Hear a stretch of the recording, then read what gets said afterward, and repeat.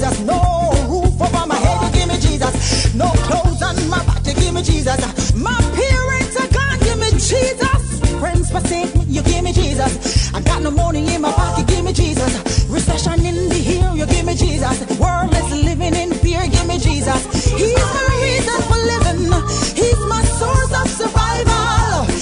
Every minute of the day, give me Jesus. Now give me Jesus in the morning, Jesus in the evening, every minute of the day, gotta have Jesus. He's my reason for living. He's my source of survival. Every minute of the day, give me Jesus. I give me Jesus. I give me Jesus. I give me Jesus. Heart pressed on every side. Give me Jesus. I'm cast down. Give me Jesus. Perplexed on every side. Give me Jesus. I've been persecuted, but give me Jesus. I gotta have Jesus. I gotta have Jesus. I gotta have Jesus. Oh, you gotta give me Jesus. Jesus in the morning, yeah. Jesus in the evening, yeah. Jesus in the midnight hour. Gotta have Jesus. I gotta have Jesus. You give me Jesus. I give me Jesus. There's power in the name of Jesus.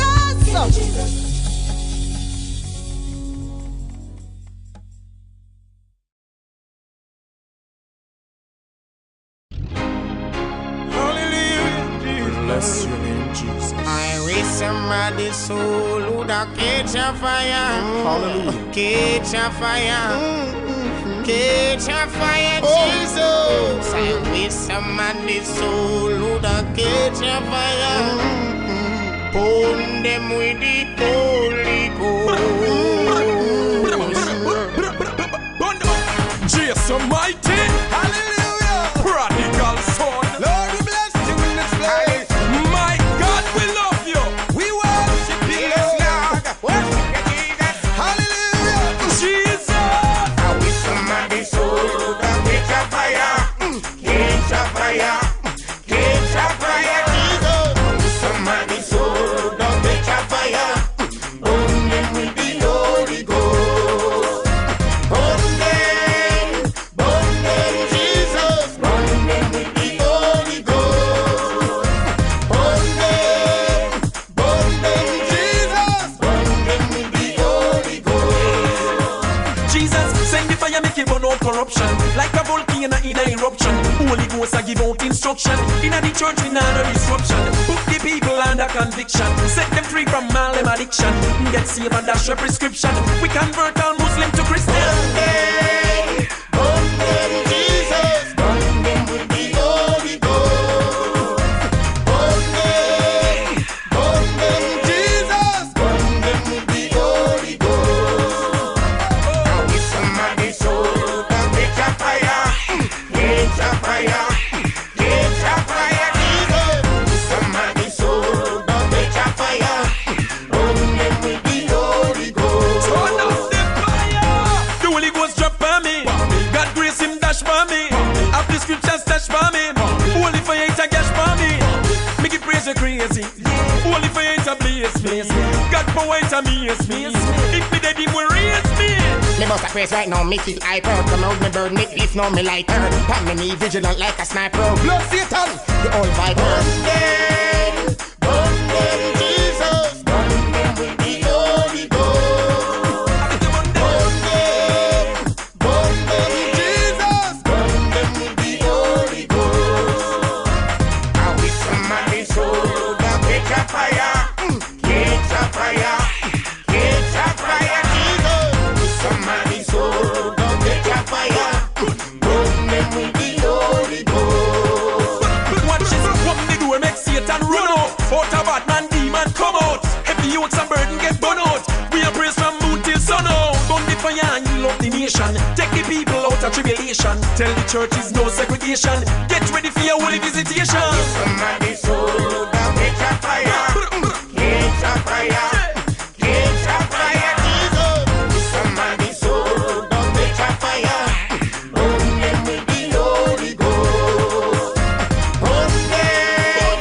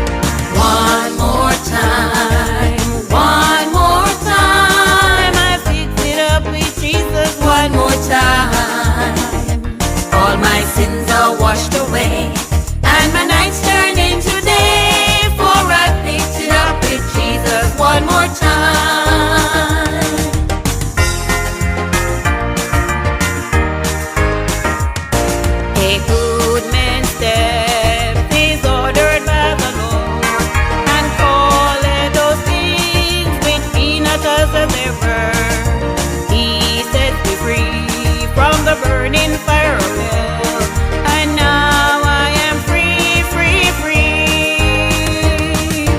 One more time, I fix it up with Jesus one more time. All my sins are washed away, and my nights turn into day, for I picked it up with Jesus one more time.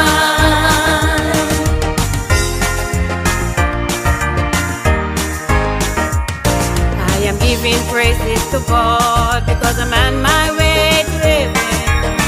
Don't be afraid to tell him all your needs. Don't you forget to give him thanks and praise, and go down on your knees and pray. One more time, I fix it up with Jesus one more time. All my sins are washed away, and my nights turn into day, for I picked it up with Jesus one more time. One more time, I fix it up with Jesus one more time. All my sins are washed away, and my nights turn into day, for I picked it up with Jesus one more time. One more time, I fix it up with Jesus one more time.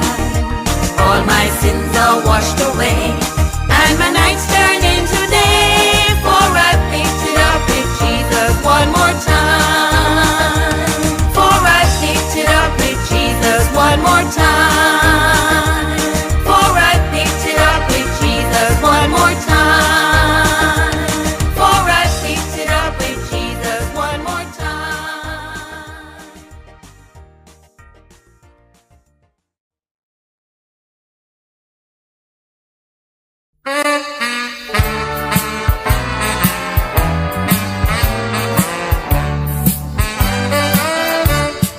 If the world from you withhold all of its silver and its gold, and you have to get along with me, the fair. Just remember in God's word how we fed the little bird. Take your burden to the Lord and leave it there. Leave it there, leave it there. Leave your burden there. Just take your burden, take it to the Lord and leave it there. Oh, trust in the Lord and never you down. Yes, He will surely bring you out. Take your burden, take it to the Lord and leave it there. If your body suffer pain and your health you just can't regain, and your soul is going down with deep despair, oh, Jesus knows the pain you feel. He can save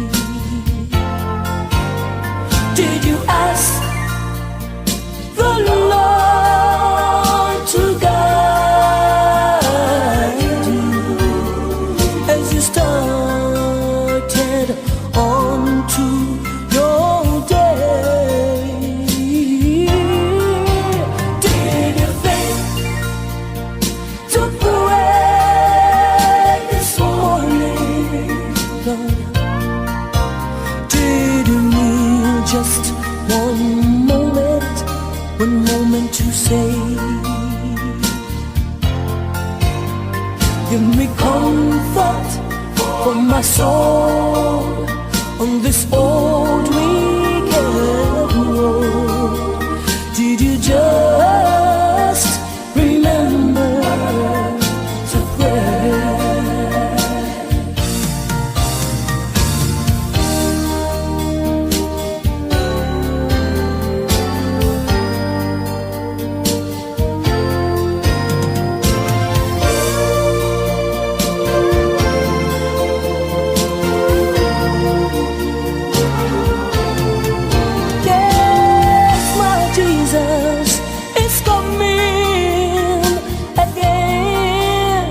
I know he has promised in his words long time ago.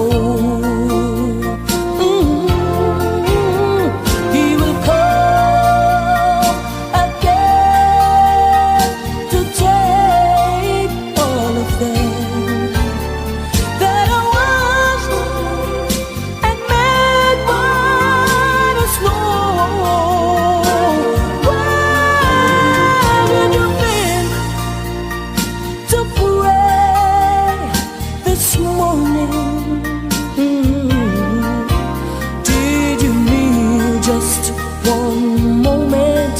One moment to say, this is what I said.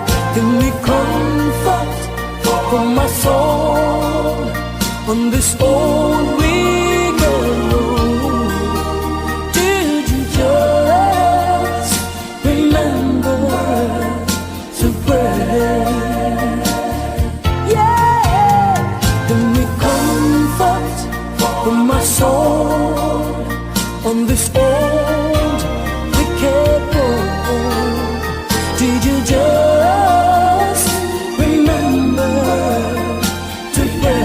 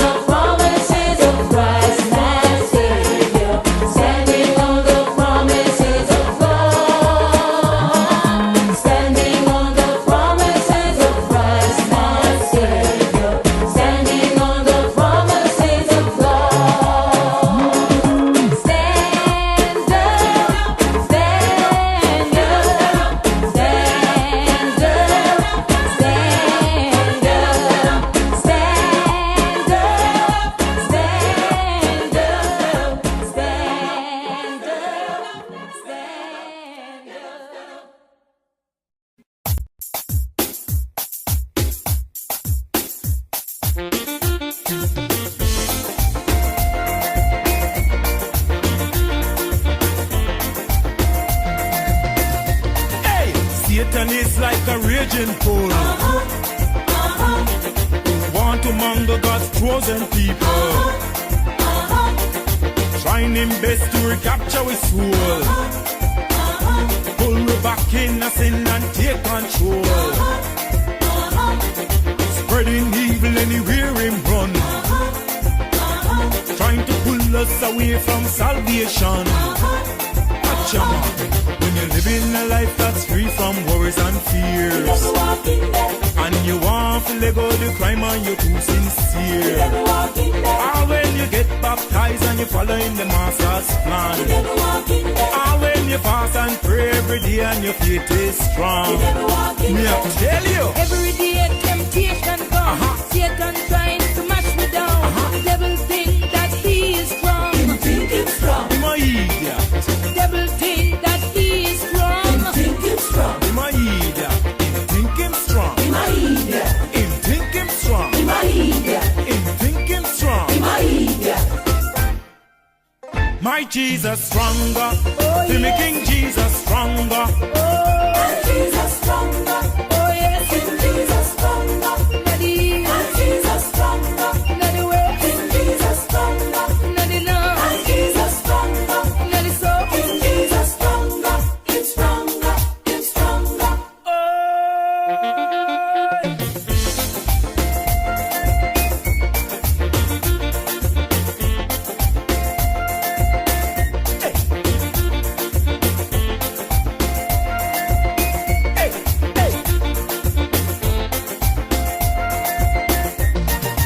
Although Satan a jump on a reel, the strength of Jesus must prevail. We're living in a world that's deep in sin, but open your heart, make Jesus come in. Feel me King Jesus stronger than the raging bull.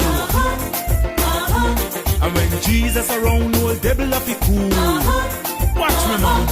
When you're living a life that's free from worries and fears, and you want to let go the crime and you're too sincere, or when you go to church and you follow in the master's plan, or when you read your Bible and pray and your faith is strong. Me I tell you, Every day temptation comes. Satan trying to mash me down. The devil think that he is strong. Him think him strong. I'm a idiot. The devil think that he is strong. Him think him strong. I'm a idiot. Him think him strong. Him a idiot. Him think him strong. Him a idiot. Him think him strong. Him a idiot. My Jesus stronger. yeah. Feel me King Jesus stronger. My Jesus stronger. Oh yes, King Jesus stronger. Daddy, And Jesus stronger. Daddy way, King Jesus stronger. Daddy know, And Jesus stronger. Daddy soul. King Jesus stronger. Let's bow our heads. Almighty and most merciful Father, once again we are very thankful to you for allowing the St. Michael Southeast branch of the Democratic Labour Party, Lord, to stage yet another monthly branch meeting at this wonderful place called Parkinson School. We're asking you, oh God, to bless all of our intended speakers this afternoon. Lord, give them wisdom and understanding, that each and every word that they utter out of their mouth, Lord, will not only redound to the benefit of their own good, but to the benefit of everyone's gathered here, and by extension, Lord, to all of the constituents of St. Michael Southeast, and all of the members of this day-loving party, the Democratic Labour Party. These things we ask of you through thy Son, our Savior, Jesus Christ. Amen.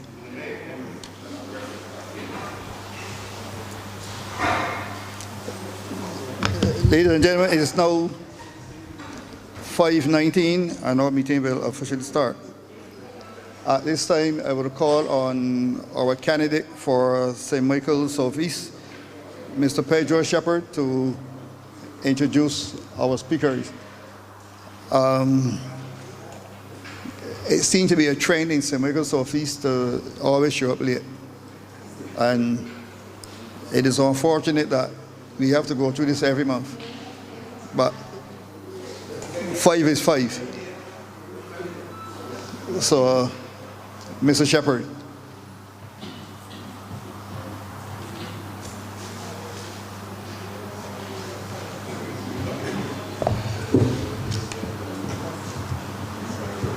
Good evening, comrades and friends, sympathizers and supporters of the Democratic Labour Party, ladies and gentlemen. This evening, the St. Michael Southeast Branch is having its monthly meeting for the month of March, and we are presenting to you this evening 3 speakers. We will commence with Comrade Quincy Jones. He will be followed by Mr. Anthony Wood, and bringing up the rear this evening would be our political leader and the opposition leader of Barbados, none other than Mr. Thorne. We in St. Michael Southeast has kept the flag flying in this constituency since our loss in 2018. We have never wavered in our quest to maintain the party's presence in St. Michael Southeast. Our chairman, Mr. Michael Applewhite, has indicated from the outset that this branch must meet monthly to educate its membership on the party's rich history, its traditions, and philosophy, in addition to discussing current matters of political relevance to its membership and the wider community. Our mission in St. Michael Southeast is to defeat the incumbent representative and to assist the Democratic Labour Party in forming the next government whenever general elections are called. It is indeed a pleasure of mine, therefore, this evening to introduce to you a young man, relatively young man, who has a desire to join the team of the Democratic Labour Party as we walk up the steps of Parliament to take our seats on the government side whenever elections are called. I will just read for you some of his achievements, so when he comes to the microphone, you would be clear in your mind that this man, wherever he runs, shall be a successful candidate for the Democratic Labour Party. Comrade Quincy Jones, a dynamic individual in his early 30s, is a multi-talented professional with a diverse array of accomplishments, holding both an LLB and an LLM specializing in public law.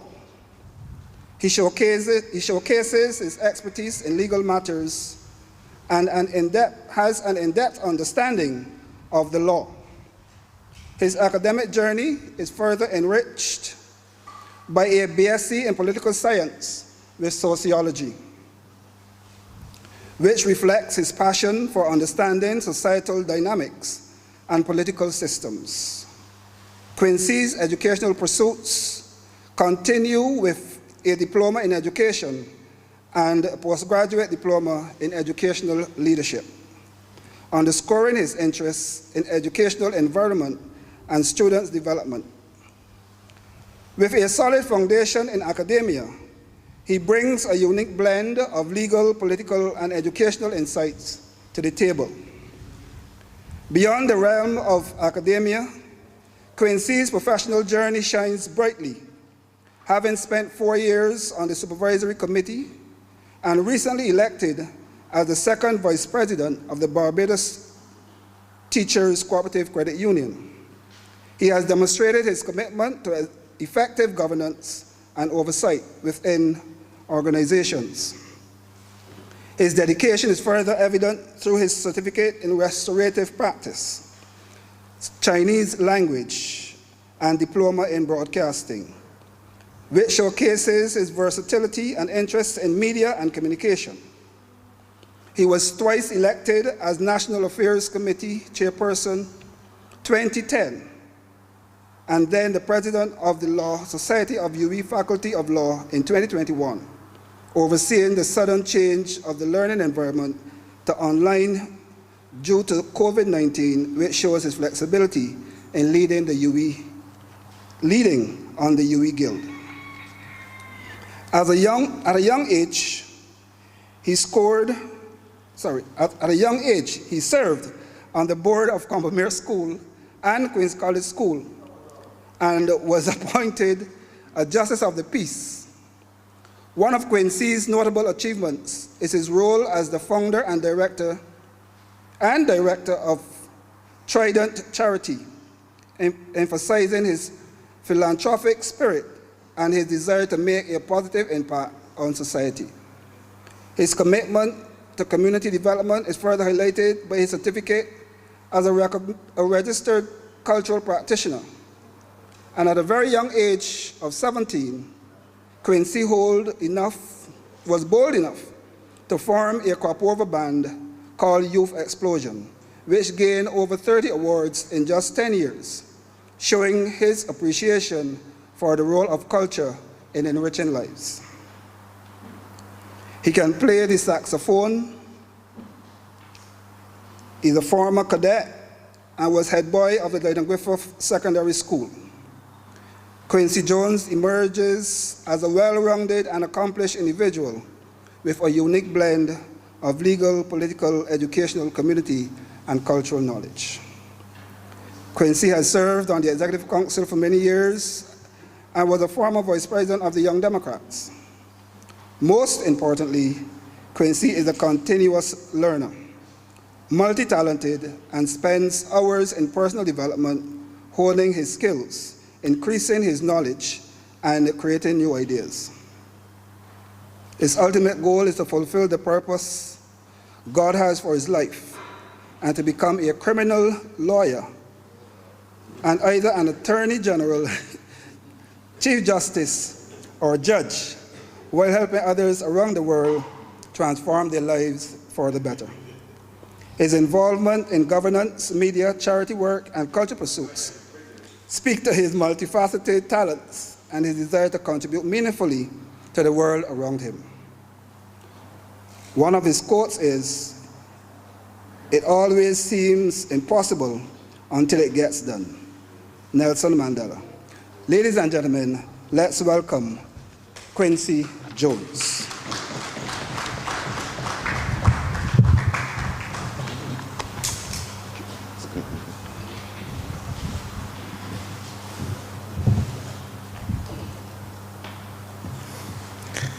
Good evening, everyone.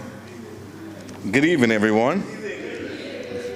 A political leader and leader of the opposition, Mr. Ralph Thorne, President of the Democratic Labour Party, Dr. Ronnie Yearwood, members of the General and Executive Council of the Democratic Labour Party, members of the Young Democrats and Women's League of the Democratic Labour Party, friends of the Democratic Labour Party in the diaspora, Mr. Michael Yearwood, the chairman and members of the Southeast Branch, good evening to you and thanks for inviting me. Former member of Parliament, we have here Mr. Ronald Jones.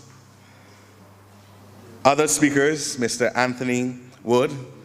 Other former parliamentarians, Mr. James Paul, Dr. Derek.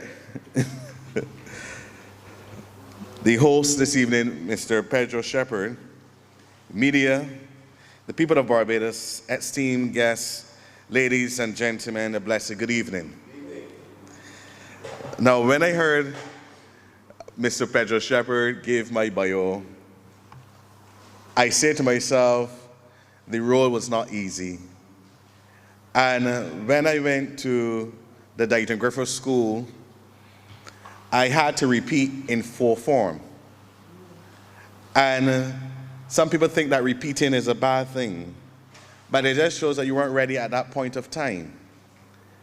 And when I repeated, I had the luxury, or better yet, the support of my family, the support of good teachers, the support of my church, to blend all that together to say to Dyton Griffith, I can do it.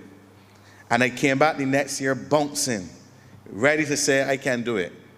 and then I emerged as the head boy of the Dighton Griffith School.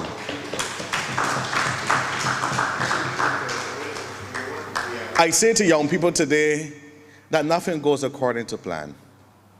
And you will have hurdles and you will have obstacles. I had mine and I'm still having mine. But I have what's called good support. The support of community, the support of church, where I grew up in St. Lawrence, where they had Reverend Nichols and Father and Reverend Sandra Hazelwood. I had good support of mother and father, and also my aunts. So it just shows that young people, do not be afraid and don't be alone. Reach out to someone and you can emerge and get whatever you want to go in life. So I give a round of applause to young people out there who may not have had it proper, but to just show that you can succeed no matter what. Today we are gathered here to address an issue that strikes at the very heart of our future. And let us have a deep conversation with the nation, and better yet, let's have a deep conversation with the Democratic Labour Party and the members of St. Michael Southeast. And that is the challenges facing the youth. I have just outlined some of my challenges I have faced. And being a member of the Cadet Corps, and let's give a round of applause for the Cadet Corps celebrating its 120th anniversary. I remember walking from the Paragon to Lodge School, and then you had to walk every morning up Allen Hill, out by Allen School with the horse hill. And it shows that discipline guarantees success. And no matter how much we plan, nothing goes according to the instructions of our life. Also, too, serving on the board of the Combermere School, Let me get it right. Up and on. Congratulations to the principal and the staff and the students and the PE teachers for doing a fantastic job of winning both the men and women's title, a job well done. I have to support my school, the Ellerslie School, so they have come 14th and they have improved. So I'm giving themselves a round of applause to the Ellerslie School too.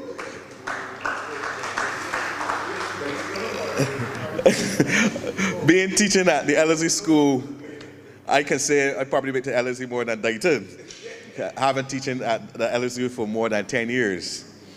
But being on the board at Combermere School for a short period, of at least 6 years, one of the things at that point of time was via Paris at the board meetings. And you had to learn the school song. Up then, through the flame, keep the fire burning, play the game. I am not going no further than that. But there was, I wouldn't say an indoctrination going on at the Combermere School. But what I could say is, I would say that Combermere know its foundation, they know the spirit, and they work at it. They drill it in you at morning assembly. They even drill it in you in the board. And I was the only board member that did not come from the Combermere School. But by the time I left, I felt like a Combermerean in its own right. So thank you and congratulations to the Combermere School.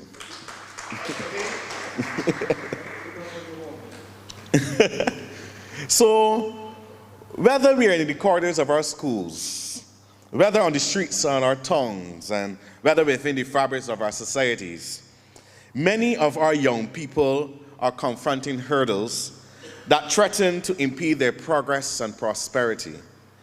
Among these challenges is indiscipline and violence, which stands as a challenging barriers to their success and well-being. Today, I will offer my opinion based on 3 questions. What is the importance of the youth? What challenges are the youth facing? And what solutions can we implement? So why choose the topic of youth?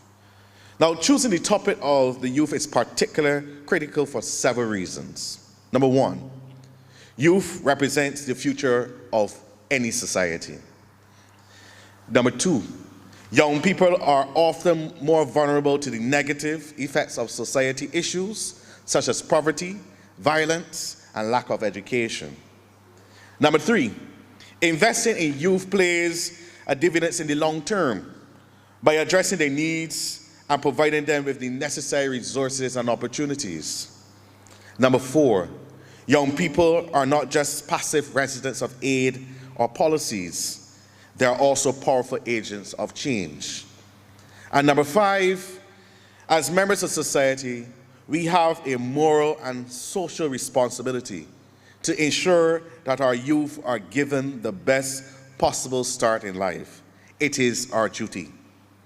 In many countries, including Barbados, the government budgets are restricted, and policymakers must allocate resources across the various sectors, including education, healthcare, the environment, infrastructure, and social services. Balancing competing priorities can be challenging, particularly when there are pressing needs in a multiple of areas to help the youth. In many of our Caribbean countries, some of our youth are facing a crisis of indiscipline, a lack of direction, a lack of purpose, a lack of respect for authority, a lack of respect for authority figures. This discipline manifests itself in various forms of academic underachievement, to disregard the society norms and values.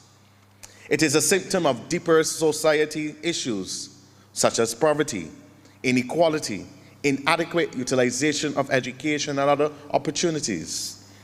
But even more concerning is the level of violence that looms over our youth.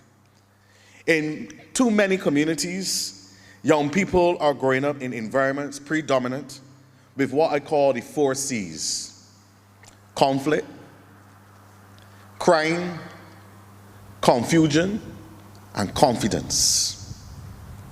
This widespread violence not only endangers the physical safety, but also undermines the psychological well-being, the emotional state, and social development. It traumatizes our communities and drives our citizens behind the barricade walls.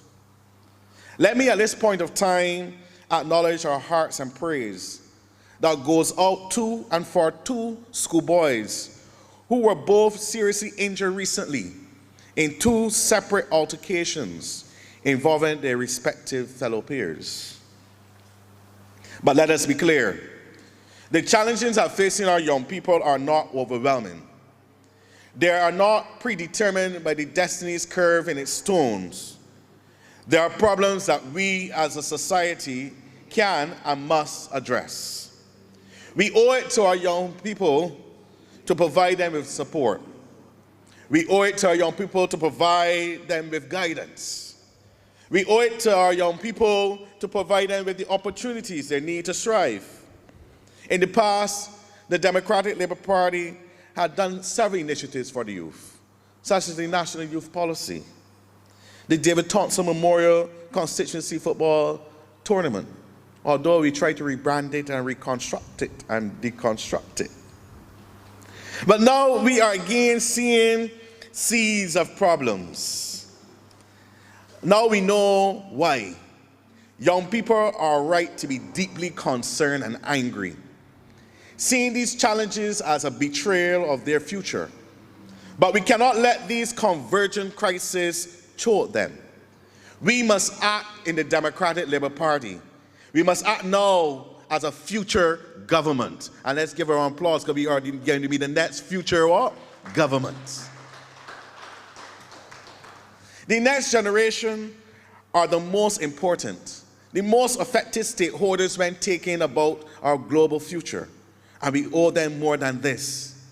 The year 2024 is the time to start thinking and acting long term, to make intergenerational equalities the norm, and to design a society and an economy and international community that cares for all people.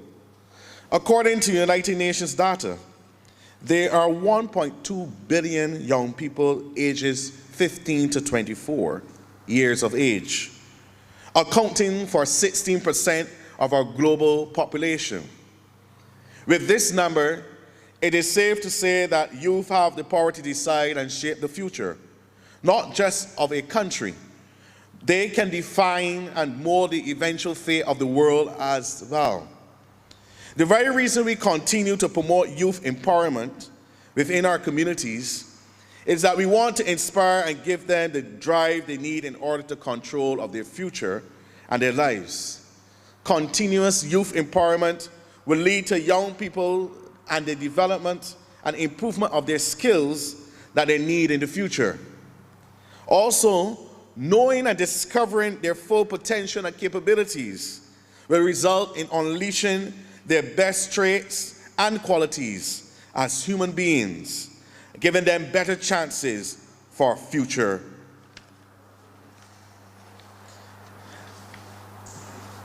We say to them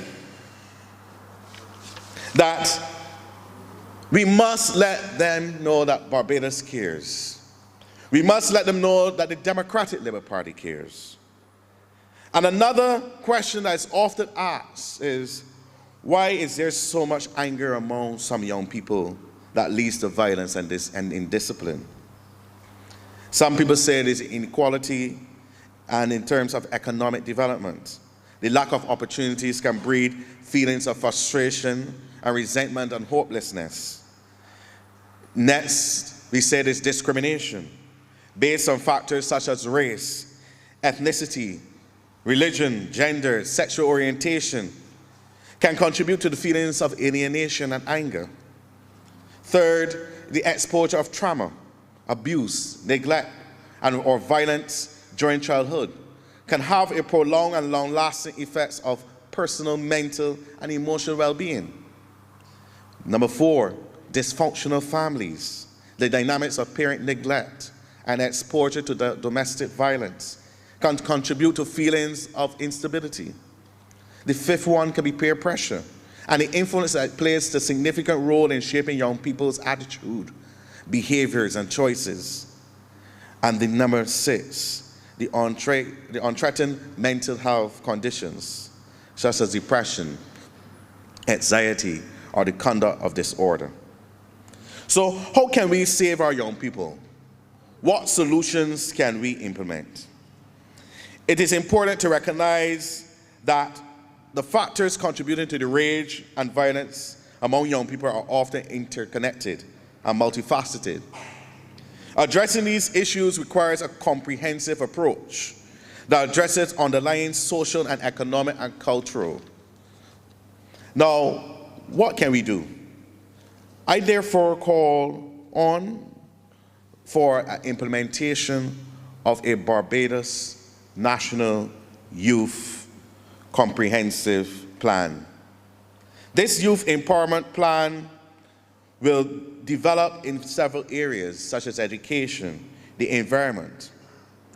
We can look at ways to empower our youth in our society, such as one, having a youth volunteerism program, not just at UWA, but have it for the students from primary school straight to tertiary, where the areas of cadets and Girl Guides and Scouts are counted as community hours, letting that community hours be transitioned into giving back and let young people know that giving back is a good thing. The aspect of job creation. Currently at the SJPI, you have internships. We can give these internships not only to the SJPI, but to sixth formers, BCC, and UWA. I think that not only knowledge is key, but practical learning is also important. I'm not going to go too far in education, but what I would say is that in education, we have started to put several sixth form schools in place. I hope that under the reform, we continue to enhance all the schools of excellence, because every school in Barbados is a school of excellence. It is not a certain class. It is the Parkinson Memorial School, the Grantley Adams School, the Dighton Griffith, the Ellerslie School, the Queen's College, the Hartson College. All schools are schools of excellence. And I think we need to give them a round of applause. They have created doctors, lawyers, bank managers, and even some criminals as all. But why not just stop at these 11 schools that the Honorable Ronald Jones did? Why not make all of them sixth form schools? And instead of putting all doing the program of the CAPE program, put some to do the CVQ program. You have now created the schools of excellence.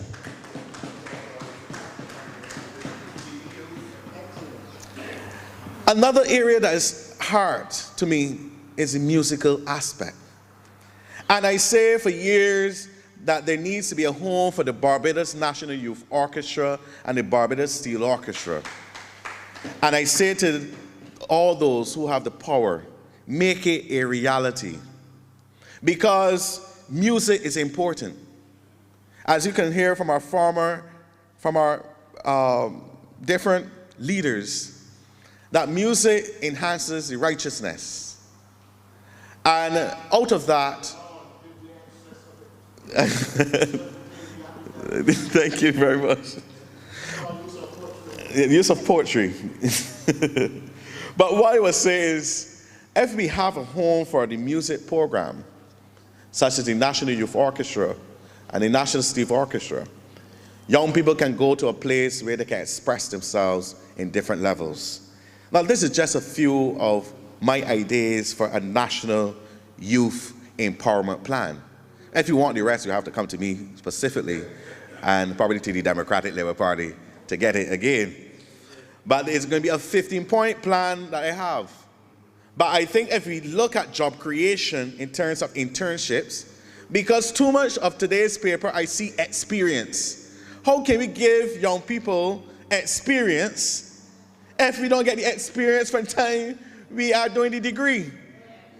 So then, I big up my University of the Faculty of Law, and to say to the Chief Justice, the Faculty of Law is the best Faculty of Law. But what can help in that area is if we provide some internships for the future lawyers to do better in this Barbados. Internships are important for our experience. And because of that experience, we were able to develop rounded lawyers, doctors, educators, mathematicians, everything. And that will help with the aspect of giving the experience to the young people. So we need to invest in our youth. Youth represents the future of our society and any society. They are the ones who will inherit the world we leave behind, and their actions and decisions will shape the course of our collective future. Addressing the challenges they face today is essential for building a better tomorrow. Youth are not just the leaders of tomorrow, they are also the potential leaders of today. I'm going to repeat this again.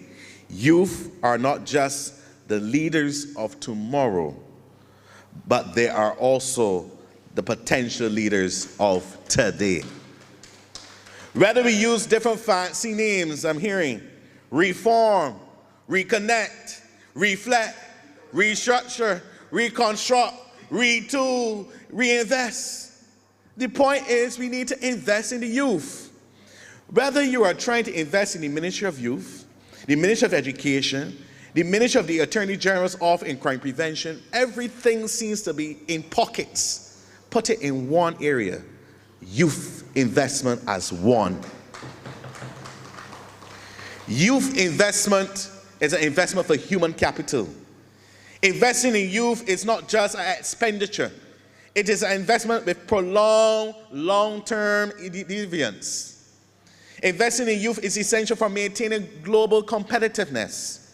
Investing in youth is as key stakeholders in the pursuit of sustainable development goals, for eradicating poverty and hunger, to promote quality education and gender equality. Investing in youth is an agent of change, and it's fundamental to unleashing the transformational power they hold within our societies. Investing in our youth brings youth empowerment, which is powerful for breaking intergenerational cycles of poverty. Investing in youth is the highlights that natural creators and problem solvers, such as the technological advancement and globalization. Investment in youth is a well-being of youth, promoting social cohesion and social togetherness. We must agree that homes and communities serve as a primary socialization agents. We must agree that parents and caregivers play a critical role in modeling. We must agree that communities play a critical and a critical role in shaping the values and behaviors. We must agree that schools are not only academic institutions, but also social environments. And we must agree that from primary to secondary, with exams, that we play a role in shaping the education outcome. They are not just a one piece or puzzle of a large in terms of its society. In conclusion, and I hope I kept it short and sweet for you, I think I want to end a little bit different. I want to end by saying thank you. Let us all thank the teachers across Barbados for going above and beyond their call of duties. Let's give them a round of applause. Y'all can make no noise so that teachers can hear us. Let me thank the communities who still play a heavy role in raising our youth. So let's thank the communities who still continues to show that support. Let us thank corporate Barbados for providing the needed resources and funds that they're giving to schools and different projects. Let us thank the Barbados Police Service for working hard and trying to maintain peace. Let us thank those parents who treasure the importance of being a parent and who take a leading role to provide guidance for our youth. And let me thank the government as well. Whether B or D, we have always found ways to help empower the youth. Whether B or D, we always help the youth. I am rallying and calling on the members of the Democratic Labour Party, especially the branch of St. Michael Southeast, and for the nation of Barbados, to invest in our youth. Take my recommendations as a positive move towards the future of our nation in terms of what we call in Barbados National Youth Empowerment Plan. I say it to my charity members, and those who are watching will know I love this favorite phrase. And let me end by saying, every little drop of water can act to fill a cup. Many cups of water can fill a bucket. And many buckets of water can fill a tank. And many tanks can fill a pond. And many ponds can fill a lake. But we need all hands on deck. The entire Democratic Labour Party on deck. We need the entire Barbados on deck. That we have to fill more cups, to fill more buckets, to fill more tanks, to fill more ponds, to fill more lakes. And this is what it's nation building in Barbados. And the Democratic Labour Party has to take the lead from now.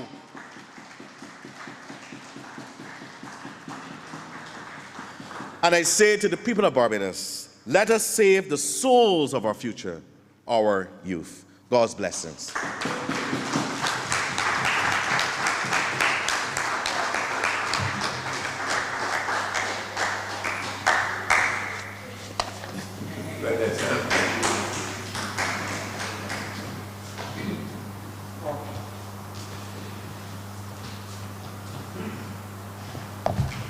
Ladies and gentlemen, comrades, let us give Quincy another round of applause.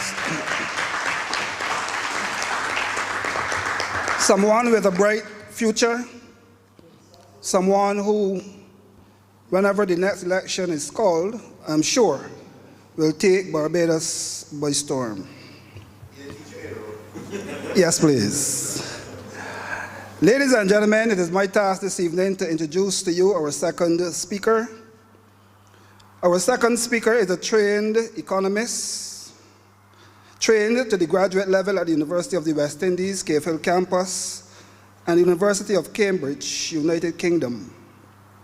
He holds a BSc in economics, first-class honors, and an MSc in economics from Cave Hill campus, and a MPhil in economics from the University of Cambridge.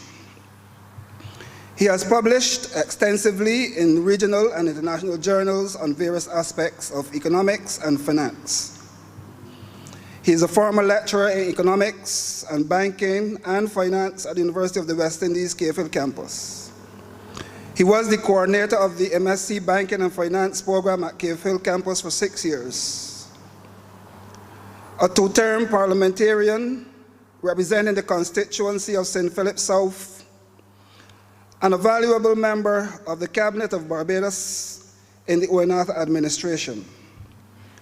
He held the portfolios of agriculture and rural development, energy and public utilities, and education, youth affairs, and sports. He is a married man. He's married to Roxanne Franklin Wood, and he's a proud father of 2 daughters, Antonia and Ariella. Ladies and gentlemen, it is my pleasure to welcome to the podium, none other than Brother Anthony Wood.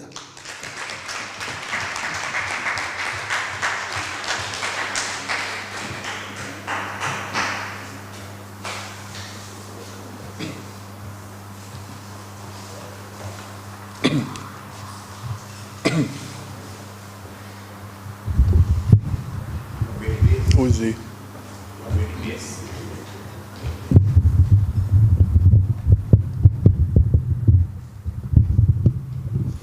Yeah, that should be good enough.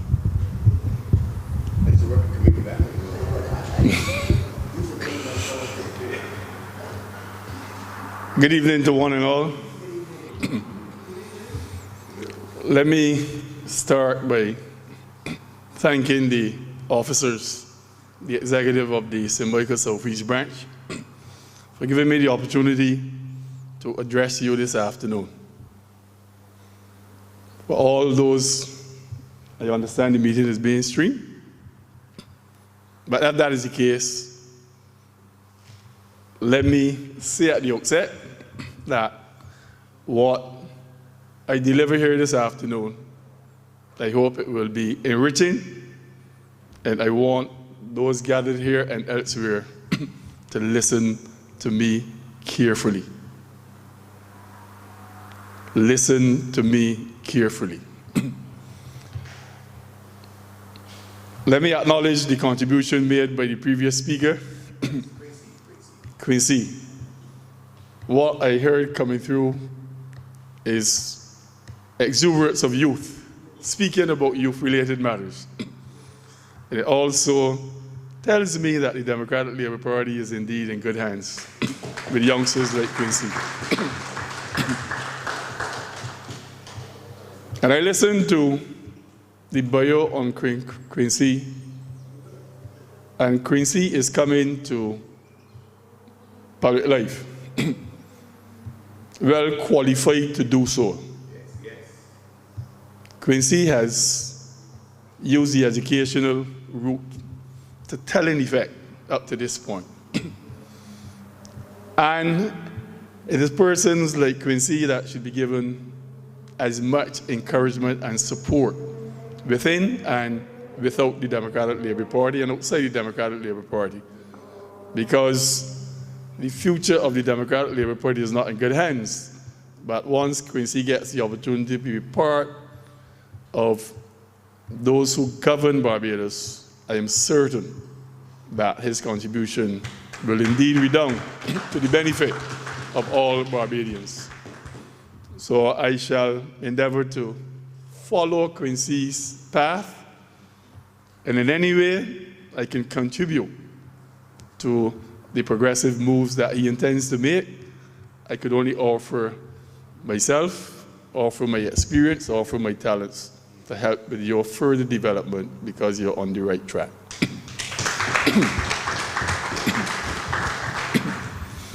I think Quincy has said enough about youth-related matters, and as a former minister responsible for youth affairs, when I was in charge of the education, youth affairs, and sports portfolio, I don't think I could have even said it better than Quincy with his focus on youth this afternoon. So let me take the discussion now in a different direction to give some variety to what is being delivered here this afternoon. You all heard my bio. We had a presentation by the Prime Minister a couple of days ago. I'm at pains to call it a budget because it does not fit into my knowledge of what a budget is supposed to be. An article was published, thankfully, by the Nation and the Barbados Today over the last couple of days, the Nation Today, and you have full explanation why I am at pain to acknowledge that a budget was delivered. I prefer to call it a presentation. Okay? Now, I'm going to make contact with the presentation that was made by the Prime Minister a couple of days ago, and I will use as a reference point for my presentation some aspects of the opposition leader's presentation. And there are certain things that have happened since the government has changed in 2018. And given where I was positioned prior to that, I'm in a pretty good position to indicate to all and sundry, drawing on my knowledge in cabinet government, in training in finance and economics, and in public policy at a larger scale, that there has been a lot of misinformation fed to Barbadians in the last 5.5 years or so. And that is why I've told you all to listen to me carefully. And when speakers come to give a review on the performance of the Barbados Labour Party administration in the last, since May 2018, what is required is to demystify the propaganda and the literal foolishness that comes out of the mouth of some of the spokespersons for the Barbados Labour Party. One of the things that Mr. Thorne focused on in his reply to the budget was this issue of perception of corruption in Barbados under the current administration.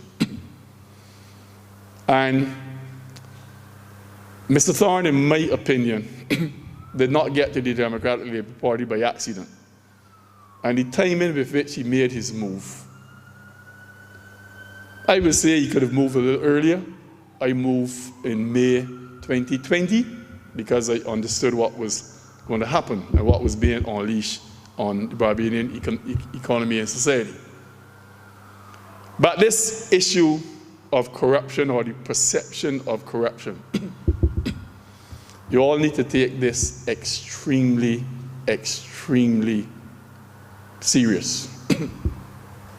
Corruption in its many forms robs an economy and a society of vital development prospects. Many a colleague of mine would have done quantitative work on the impact of corruption on development. And there is an abundance of quantitative evidence to show that corruption is inimical to the development of societies. Some of my colleagues did work right here for the Caribbean region.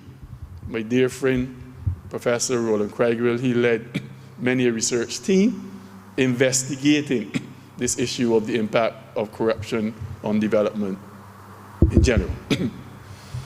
But Ralph brought some incontrovertible evidence in his reply to the budget, which should open the eyes of every Barbadian, even those who are blind supporters of the Barbados Labour Party and Ms. Motley, that indeed attention must be paid to less than desirable practices, and some will say corrupt practices, as explained by Ralph in his address. Now, when I decided to leave the Barbados Labour Party, I submitted a letter to both the chairman of the party and it was Dr. Jerome Walker was the general secretary, and I submitted one to the chairman of the party, and at the time that was K. McConney, the Minister of Education. And actually, I would have indicated reasons why I think I had no choice but to leave the Barbados Labour Party. I'm not going to read the letter, but I'm just going to indicate that the salient reason for me coming to a realization that I was in the wrong place, the party had lost its soul and has lost its way, was this unwillingness of the administration to stamp out corruption. That was contained in the letter that I wrote of resignation. Unwillingness to stamp out corruption. And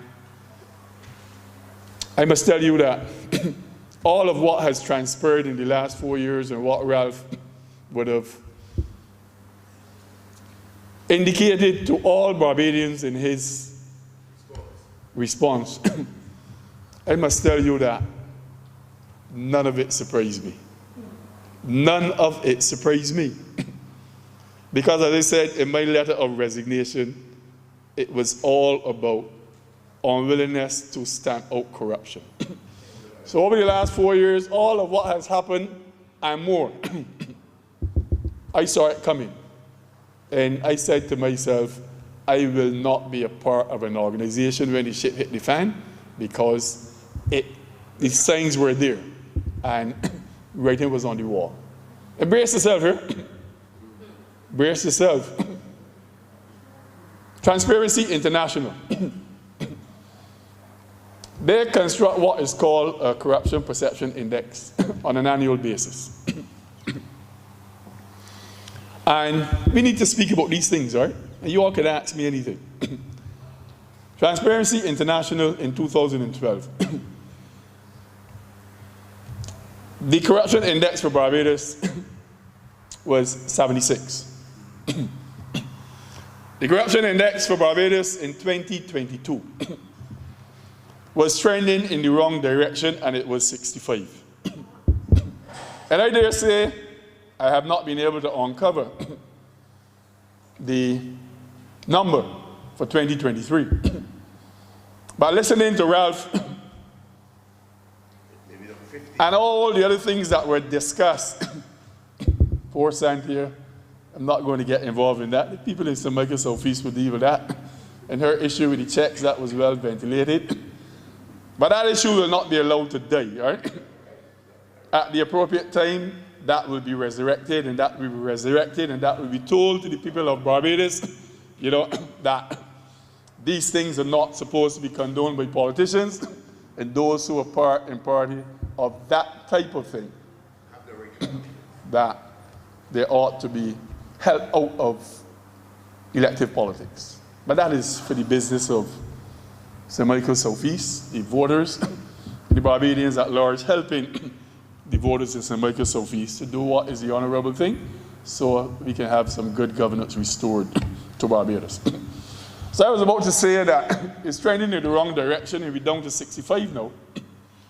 And I dare say that when Transparency International does the assessment for 2023, I would be surprised if that 65 has not been lowered to in the 50s for Barbados. Because the signs are indeed there that Rav likes to call it financial wrongdoing, but corruption manifests itself in many different ways. All right? And if you examine these type of governance that takes place, the many ways in which corruption manifests itself are relevant, and they're active in Barbados at the moment. Now, I also said that I could not be a part of an institution that relishes in making failed promises. Because there's no shortage of words from the Prime Minister and her gang making all sorts of promises left, right, and center. But when it is time to deliver, they're very short on delivery. The implementation rate of all these lofty and not so lofty promises that are made by my former colleagues, the implementation rate is rather low. We had a classic example in the last budget presentation. Not this one, the one for 2023. I did an assessment on that as well, right? And that was another manifesto type presentation. A whole set of things promised, this, that, and the third. And all of them were supposed to be tailored at advancing social economic development in Barbados. And I waited, and Barbadians waited. And when we did an assessment, promises and non-performance, I estimated that just under 20% of what was promised in 2023 were indeed delivered over the last 12 months. And we had a repeat this year. And that is why I could not term it budget. It was a manifesto type presentation. And we had a repeat of a whole set of a wish list, as I call it. And the same thing is going to happen over the next 12 months. You know why? And when I hear persons, sometimes I thought they knew better, praising a presentation, a wish list. They have nothing definitive to hold on to. A lot of these things are not demonstrated via a plan. So there's no plan of action. There's no costing. So we don't have any costings for what this wish list will give us. And if you don't have any operational plan, it means that you don't have any time path to implementation. So all of these things, these 16 or so things which I will read out, all of these things now, they have to find a way, if they care to, of finding a plan and putting appropriate costings and having time frames associated with these things. Let me give you an example. At the moment, and in the context of the BERT program, the second BERT program, Barbados is struggling to satisfy a requirement that the state-owned enterprise sector is to be reformed. All right, so we need to shrink the state-owned enterprise sector. It is too much of a financial burden on public funds. This work was to be started about 3 or 4 years ago, and they keep dragging, and they keep dragging, and they keep dragging their feet on it. And what they're doing with regard to refashioning and reforming the state-owned enterprise sector is completely different to what happened immediately after the government change in 2018. National consensus was gained for the Barbados Labour Party to launch into a massive retrenchment program. You all remember that? To bring back some respectability into the public finance situation in Barbados. That was not a problem. Because if you apply the last in, first out principle, it stands to reason that if the DLP was in power from 2008 to 2018, the last in, first out principle would allow the majority of the aggregate number to be displaced, to be those who were employed by the Democratic Labour Party. So that was an easy task. And through the tripartite arrangement, the unions and the employers and everybody sat via that arrangement and agreed that X number of persons should be sent home. I was the chairman of a board at the time. One of the most difficult decisions I had to make was to right-size BADMC at the time. And quite a few people got sent home, because quite a few of them should not have been there in the first place, because their marginal product was very close to zero. As we say in economics, meaning that they were contributing nothing to total output. They were just being paid. And that. But what happened is that now the state-owned enterprise sector is to be reformed, and that was supposed to be amongst the first tasks in the first work program. Because the transfers to the state-owned enterprises, even with the retrenchment that took place, was still too high.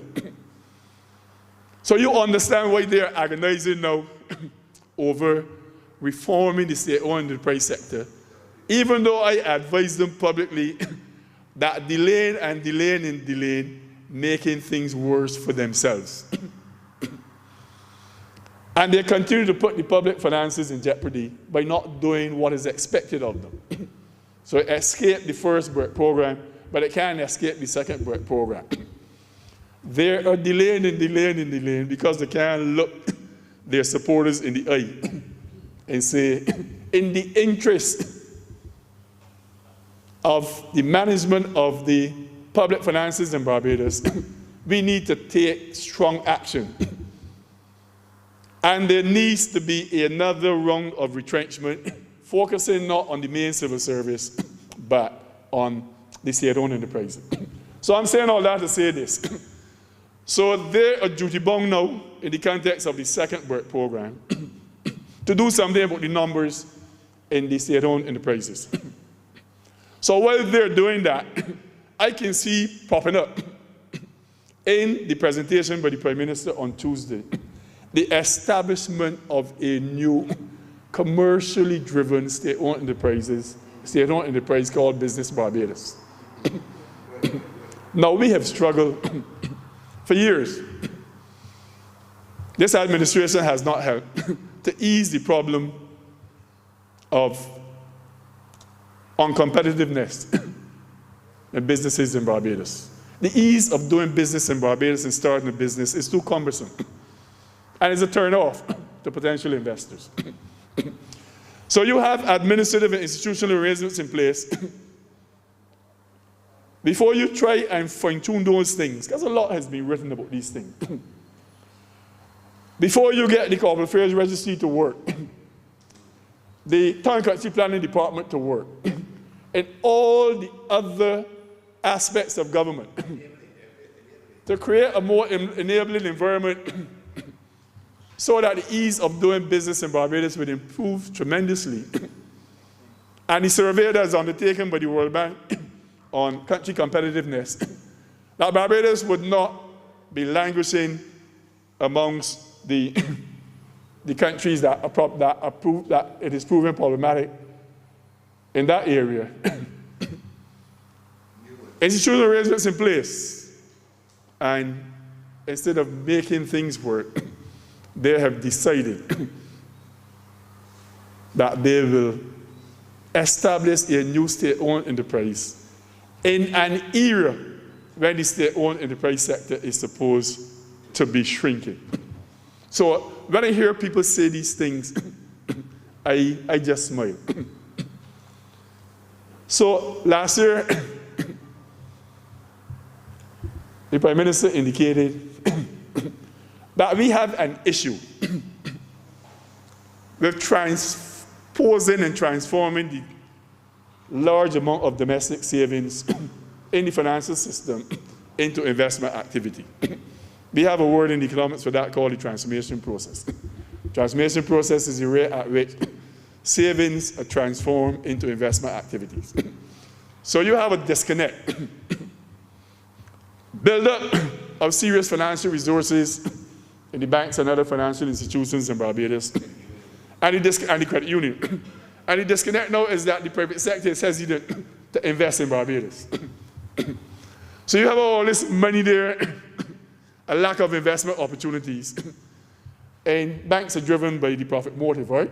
They don't deal with social efficiency. They're interested in the profit motive because the decisions made by the seniors in bank must reflect the interests of the shareholders.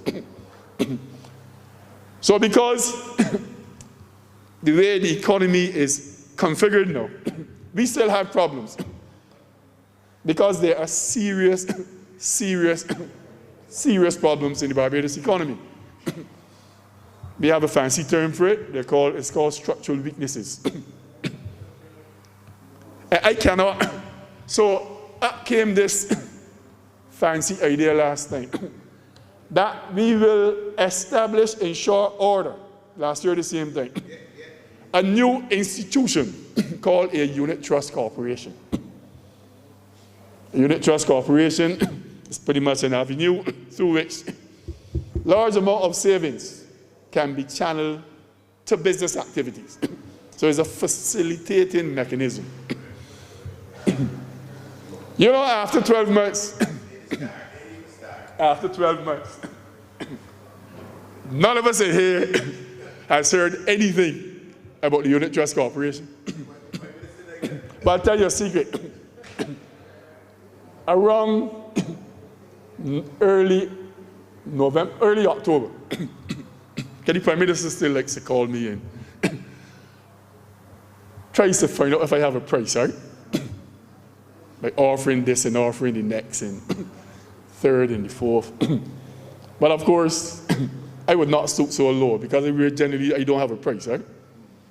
All these years of studying and being fairly successful, I can't come at the back end of it now and divulge to anybody that I have a price because I would have wasted all my time studying, all right? And finding ways through careful and honest means to look after my family. So I ain't got no price, but she keeps coming. So one of the things that she offered was that the struggle that she was having in finding an appropriate person to put a structure on the Unit Trust Corporation. And Woody, man, you know, we're still good, you know. And man, you got all this finance knowledge and all this experience in public policy and banking and preparing bankers and leading people through research activities in the master's level and PhD level and things. Man, Woody, I can't find a better person than you. Man, you can't come. Man, tell me where you want me. I can't offer you a consultancy to do, not even to put a structure on the Unit Trust Corporation, man. Man, I want to get this thing off the ground. And all the time, Clive's still there. Avanas was still there. Passard was still there, you know. Because Passard only left in January this year. Ryan was still there. Well, I mean, we wouldn't really ascribe an economist tag to her. She did some courses in economics. But the PM, she's still reaching out. Just trying to find out if I have a price. But it would have served her better if she'd asked me to do it for free. So that remuneration wouldn't be identified with me coming from an offer made by her. Because I don't have a price, so I would do these things for free. They how Mr. Arthur offered to restructure Barbados' debt for free. Instead of they're going to work for US $27 million to get something that Owen and I could have done as part of our national duty. We could have done it for free. Because strictly academic exercise. An application of what we would have learned in finance about debt restructuring there. It will give us an opportunity to express ourselves and in so doing, to contribute to what was required at the time in the country. So, but you know, this year now, in the budget, they didn't account for why the Unit Trust Corporation never saw the light of day, you know. As a matter of fact, she'd be blaming me for that, for not offering to do it. Because my name is very easy to call by both man and woman. You understand? So, but I'm hearing now in this year's budget that new investment vehicles would come in order to channel more public and private sector savings to business activity. In the unit trust corporation is see the light of day, you know. And a whole set of other things.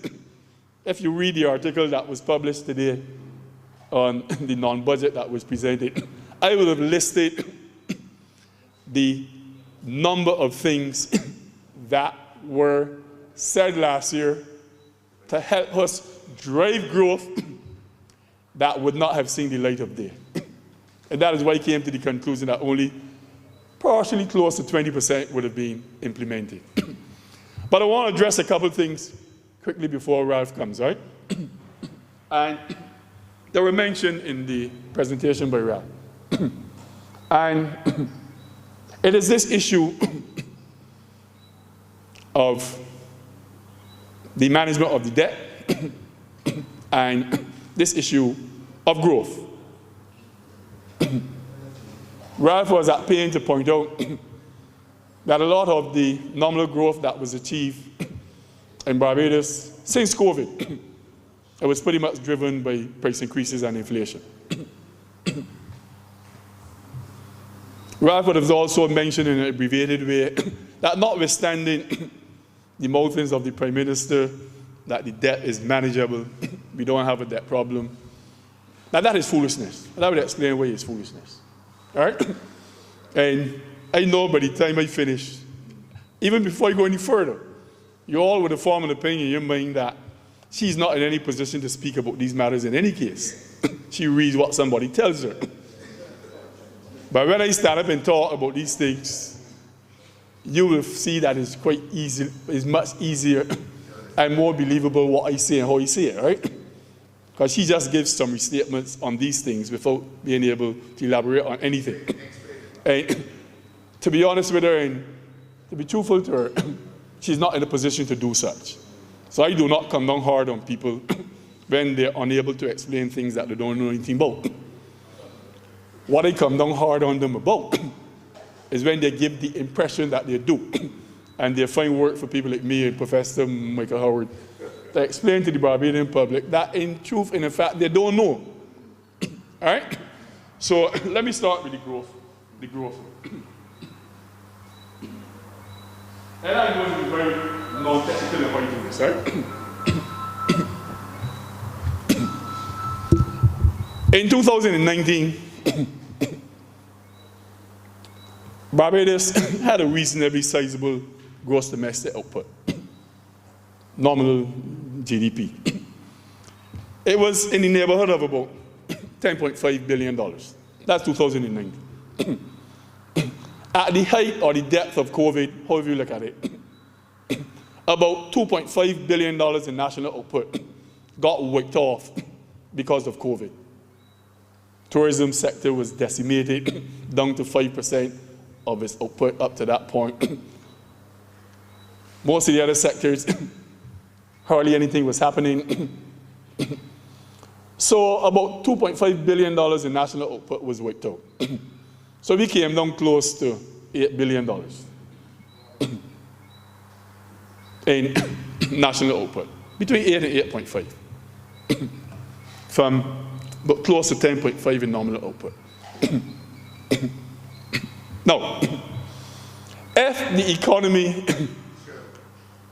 had lost that amount of national output in that very short time, because the impact of COVID was devastating. I mean, any person would know. I would not any idiot, because we have very sensible people in Barbados, including, we have very sensible people in Barbados, let me put it that way.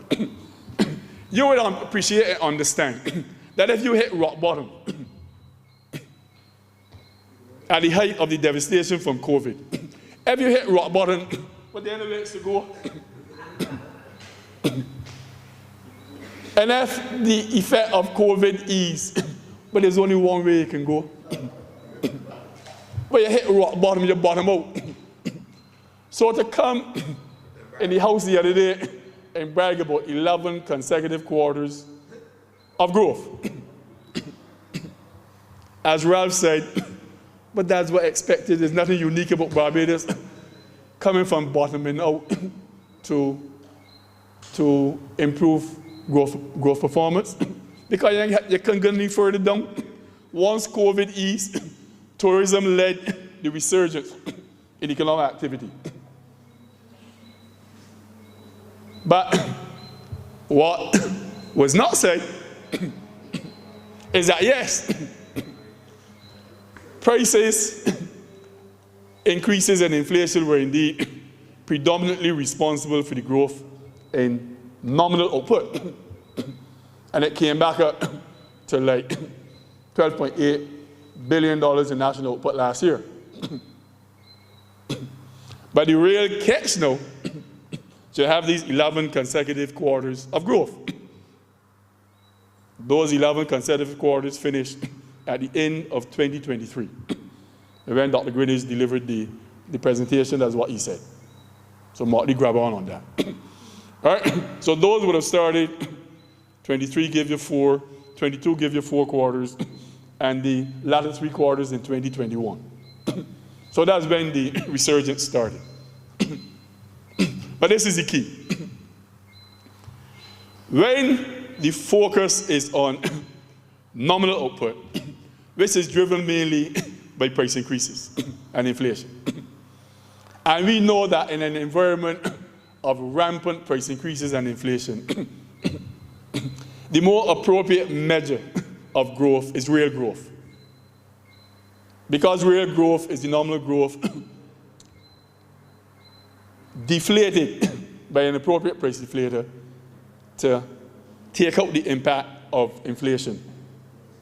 So that is the appropriate one in an environment of increasing prices, and consistently so. So the catch now is that notwithstanding the increase in nominal output, because it had increased, we restored the $2.5 billion in output and more. But the key now, and this demonstrates the impact of prices in those increases in nominal output. You will be surprised to know that the size of the Barbados economy at the end of 2023 was similar to the size of the Barbados economy in 2019 when real gross domestic output is considered. So we were no better off at the end of 2019, before COVID started, compared to 2023 in real domestic output terms. So even though you had a bit of real growth from COVID coming up, because you hit rock bottom, it had a lot of nominal growth. The point of comparison shouldn't be where you were down in the gutter. The point of comparison should be what was happening to the economy before COVID came. So that the size of the economy in real terms at the end of 2019 is indeed similar to what it was in 2023. What that tells you, you don't have to be trained nothing in economics and finance. What that tells you, if in real GDP terms, the size of the economy is about $8 billion at the end of those 2 years, 2019 and 2023. What it tells you in an unquestionable way, that what happened beyond 2019 and 2023 as it relates to an increase in nominal output, gross domestic output in nominal terms, that it was predominantly or exclusively driven by price increases. If you make the comparison when the bottom had dropped out the economy, like by the beginning of 2021 and the end of 2023, the conclusion changes. You understand? But if you make the comparison that I will do with 2019 and 2023, any growth in domestic output from the 1st of January 2020 to the end of December 2023 was driven predominantly, almost exclusively, by price increases and inflation. So when you hear them coming with this. Yes, there was growth, nominal and real, if your starting point was when the bottom had dropped out the economy. But there was, when you make the comparison from the end of 2019 to 2023, the conclusion is different. Ralph has arrived and I don't want to keep him too long. Wait. But the other thing,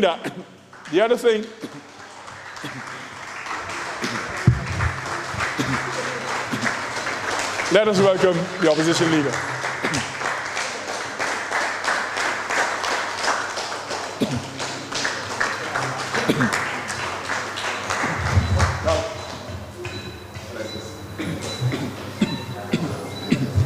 And I'm not going to stop abruptly because Ralph likes to hear me. Ralph likes to hear me talking, right? Hear you tell me? Talk on. But he may regret telling me talk on because in about an hour's time he may then have to come and tell me, man, I want to say something too. But anyhow, let me get back. So I dealt with the fallacy. We were listening to you online. Oh, and the misinformation about growth. And I do the comparison with 2019 to 2023. There's no difference in the size of the economy in real GDP terms. Let me get to this issue now of the debt being manageable. And nobody can come and dispute that. Those were close to what the Prime Minister said when she made her presentation. And of course, nobody she's talking about would have to be persons like me and Professor Howard and Carlos Ford who write about these things. And Kimar, we have incisive knowledge about these things. And we write about these things. All right? And we have to publicly sensitize Barbadians about these things. And that is my civic duty. A lot of money get invested in me in education and Professor Howard and Carlos Ford. So we have a duty to inform Barbadians and to get them to know what is truthful and what isn't truthful, what are impressions and what aren't impressions. So let me talk about this debt situation, because they don't like to hear me talking about it, all right?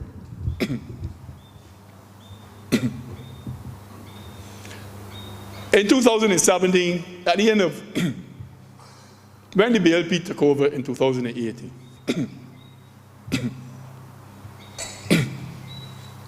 at the inception of the debt restructuring, you must forgive me, right? Because these things are in my head and they don't move, right? So I don't need to read anything. But the stock of debt in Barbados was $15.84 billion. And it was deemed to be unmanageable for certain reasons. We had some serious structural weaknesses in the economy back then. And the level of foreign reserves was indeed low. The productive base of the economy was not strong enough. So we weren't generating enough foreign exchange from our own efforts. Tourism was carrying us then, but tourism is equally carrying us now. So there's no change there, because the structural weaknesses ain't gone away. And I want you all to listen to me carefully, because they don't like me to talk about what happened prior to the debt restructuring. But I want you all to understand that prior to the actual debt restructuring, when we were out there in the 2018 campaign, that is the DLP, we had indicated, and it was confined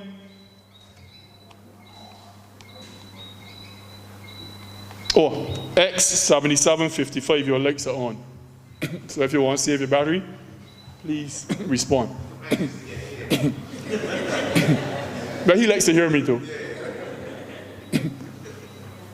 What we promoted during that campaign was something called debt reprofiling. You look into the manifesto and you will see it. Debt reprofiling is indeed a form of restructuring. That does not include a default component. That does not include a component called refusal to pay. That is what was promoted during the campaign of 2018. I can tell you that as a fact because I was one of the leading spokespersons for the DLP at the time. And the idea of debt reprofiling, that I had to go and sell to the Barbadian electorate night after night, 3 and 4 speeches a night for a month, and Clay would have helped as well. It was debt reprofiling. That was supposed to be the cornerstone of our strategy to manage debt. Debt reprofiling simply means that you would lengthen the profile of your debt. You will not reduce it here. And you will seek concurrence and acquiescence from your creditors that give us a little breathing space. You can still get what is owed to you in full. But we won't pay you in accordance with the original contractual obligations. So we can have to do a little reorganizing of the profile of the debt. So some people won't get paid in 6 months, they may get paid in 16 months.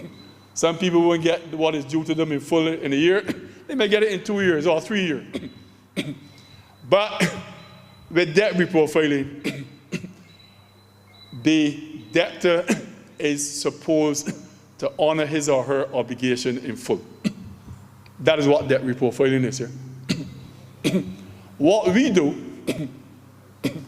to ensure that you get an equivalent sum, not in 6 months' time, but in 16 months or 2 years, we apply what is called a future value formula. A future value formula is to assure equivalence in value of what is owed to you in 2 years' time compared to today. Because we understand that the time value of money, if you don't apply that future value formula, the time value of money would make the value of anything, any financial holding, less than it is today. If you don't apply the future value formula, which is simply an agreed to an appropriate interest rate to literally prop up the value of what is owed to you in 2 years' time or so. Everybody understand that, eh? Do you imagine that immediately after the election, and this was my first growth with them, I said, one could really set up a man like me like that, and people only know me to be an honest person, and that debt reprofiling turned out now to be a debt restructuring with a default component. I said, well, for real?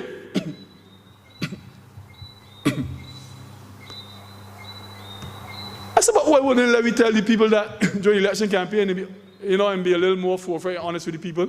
There was no discussion that people have to take any haircut. There was no discussion that we guarantee the IMF during the campaign. I said, man, in a matter of a week, you could engage with Europe for $27 million US. You can have the IMF in town. You can have a debt restructuring program that scuttle the investments of foreign creditors and domestic creditors. And by the time it was done, $4 billion, just about 25–26% of Barbados' debt was wiped off just so, in one fell swoop, because somebody make a decision that they are going to default. You can imagine that? And all sorts of people, man, some families and private investors in Barbados, man, they go on to the grave because this thing played on their mind, because they're invested in government securities in good faith. And what has happened?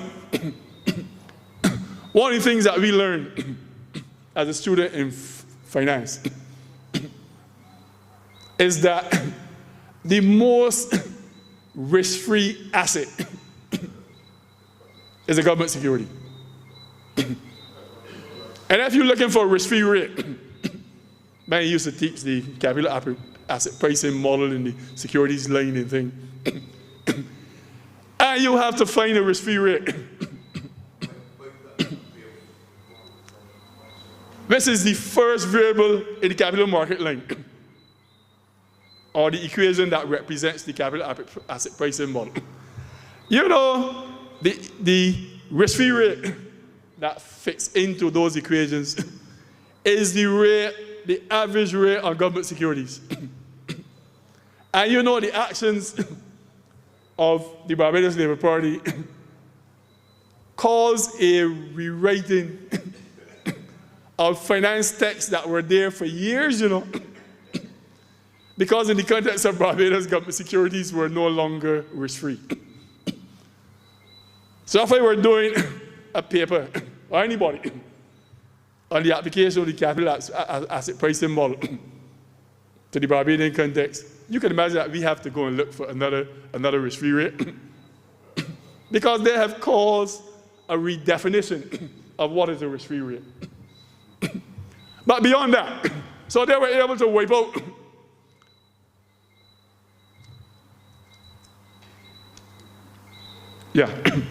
they were able to wipe out that $4 million. Just so you know, unexpected, unannounced, in a hypocritical way. Wipe it out. And these people cleared the way to engage in a most insatiable appetite for borrowing. And you know what? I predict the debt stock will be in Barbados at the end of this month. $15 billion and counting. And when you take into consideration the fact that the part of the principal that you pay is called amortization. And the amortization payments in Barbados since the DLP took over is in excess of $2 billion. And a portion of that amortization, those payments, were indeed borrowed money. So I estimate that by the end of this month, that Barbados would have borrowed around the same amount of money, the same $4 billion or more, than what was saved through the unexpected, hypocritical debt restructuring. And that sounds to you like the debt is manageable. But worse yet, this year, our debt payment obligations will reach a staggering level of $1.37 billion. That we don't generate enough foreign exchange to pay. So we're even trapped further into this perennial cycle of Ponzi scheme, where you have to borrow in order to pay. But if you think the 1.3 billion, which is a record level, that is high, the projections for next year, from what is contained in the estimates, I ain't making up this figure, at a minimum, our debt service obligation, which would include amortization payments, which is the written down value of the principal, plus the interest payments, it is going to increase to a new record level of 1.6 billion. Of 1.6 billion. And let me also tell you, as I part, that from the estimates, these are things that were sent to me, right? Once I read it, it can stick in my head. The fiscal deficit from the estimates, and I get around to the new expenditure items in the presentation made by Motley. I don't have any costings yet here. I'll have to impute values for them. But the level of borrowing from the estimates to support anticipated expenditure by the government contained in the estimates document is $1.005 billion. So at a minimum, we have to look for $1.05 billion in new borrowings. And they're looking to the domestic market for 628 million of it. That is a domestic market that has no confidence in the government because of what happened with the debt restructuring. When the financial institutions get wiped out, they lost a lot of money, credit unions, the banks, the individuals. So they now expect that Barbadians have short memories, those who manage financial institutions, and that they will find $628 million on the local financial system to help support government operations next year. But that has nothing to do with the new expenditure contained in the budget that they did not cause. But I expect that they will not be able. They will struggle if they get the 628 million. So I want you all to prepare with the minds. That's why I'm telling you to listen to me carefully. That any new spending, and if they can actually operationalize those plans, draw them up properly, put them in a definitive state, and operationalize them, that we have to look for more than the $422 million from foreign sources that was mentioned in the estimates that they want. Brace with yourself here. I tell you to brace with yourself. That this country can easily engage in new borrowing of not 1.05, because he has a way of flying out the place, private jet, going and beg for money, and next thing you see she's signing a 50 million US dollars there, 100 million US dollars there, that weren't included in any previous document here. So those are add-ons. Those are add-ons. So if you hear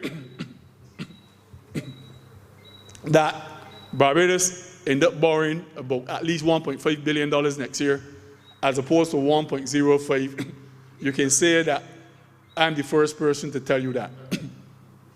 And I'm the first person to tell you that the debt situation in Barbados is far from manageable, because we have debt payment obligations of $1.6 billion projected next year. So we are locked in this vicious cycle of borrowing to pay. Borrowing to pay. And that is not good. And there will come a time, and let me finish here, what is barely saving us and giving us an opportunity to borrow like money going to style, or borrowing like you may default again. Don't be surprised if that comes to her. But I mean, she wouldn't be there to deal with that. But we will have to find a way. Ralph and the others, I maybe have gone overseas, so they might not even be able to call on me to help them. But they will have to deal with that, because the stranglehold that the debt will have over us is going to be strong. $1.6 billion in known debt service payments, the main debt payment obligations next year. And you keep adding, you keep adding, you keep adding. And our tourism sector, which is the main source of foreign exchange generation here, our tourism sector at the end of last year did not even rebound to the level it was when we had the record levels in 2019. The others in the region, about 8 countries I placed in some document, gone past where they were in record levels in 2019. Jamaica, Grenada, Turks and Caicos, Aruba, the Virgin Islands, just keep calling. They went past their previous record numbers, tourism numbers in 2022, and they hit new record numbers in 2023. But at the end of 2023, all the fuss they're making, and it's true that we were at rock bottom with tourism, because tourism output had declined to 5%. So it could only go in one direction when the pent-up demand for travel to Barbados was indeed realized. But we did not plan well enough when the tourism sector was down, whereas the others planned meticulously. The Minister of Tourism in Jamaica is a giant. Edmund Bartlett, and the young lady that they refused to give the job to at the BTMI here. Petra? Petra doing wonders in Grenada. But we're still struggling to get back to those numbers, and at the end of 2023, we had not reached. But we still have to pin our hopes on tourism. And I write and I tell them I hope that you will get some increased numbers beyond what is expected for the World Cup, because that influx will be an aberration. So we hope that things will continue to improve then. Because the other sectors, productive base is weak, and agriculture that's for discussion for another time. All right, because that is all but finished. There's serious issues with the transition arrangement in the sugar industry, but we'll deal with that another time. The manufacturing sector, I really don't know what they're doing there. Because we need a new industrial policy, a new roadmap to resuscitate the manufacturing sector. Nobody seems to know how to do it. Mr. Arthur had written one for them, they say they refuse to accept. And the sector now is virtually in a comatose state. The national business sector has not been performing like before. They got serious structural challenges in the national business sector.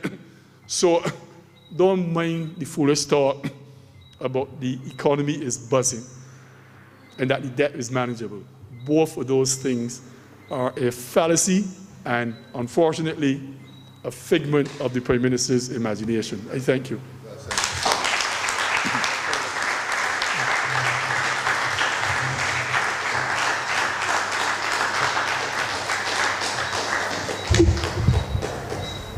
Thank you, Brother Wood, and you're always welcome at St. Michael's Office. As our candidate would have said earlier in his opening remarks, St. Michael's Office believes in education. And if we are to go and speak to the public, we have to know what to say to them. I don't want that when we go to the public that we say things that come back at us and make us look foolish. So what I would say that we were fortunate during this year of my tenure in office that every Sunday we had a guest speaker. And that is something that we are all proud of here at St. Michael's Office. At this time, I would like to call upon our candidate, and I say that without any fear of anything. There are branches within the Democratic Labour Party that has caretakers. St. Michael's Southeast has a candidate. And I will now call upon our candidate to introduce our next speaker.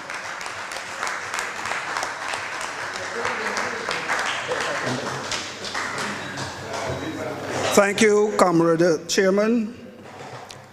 They say that a day in politics is a long time, and the day that Ralph officially crossed the floor was probably the longest day for this government.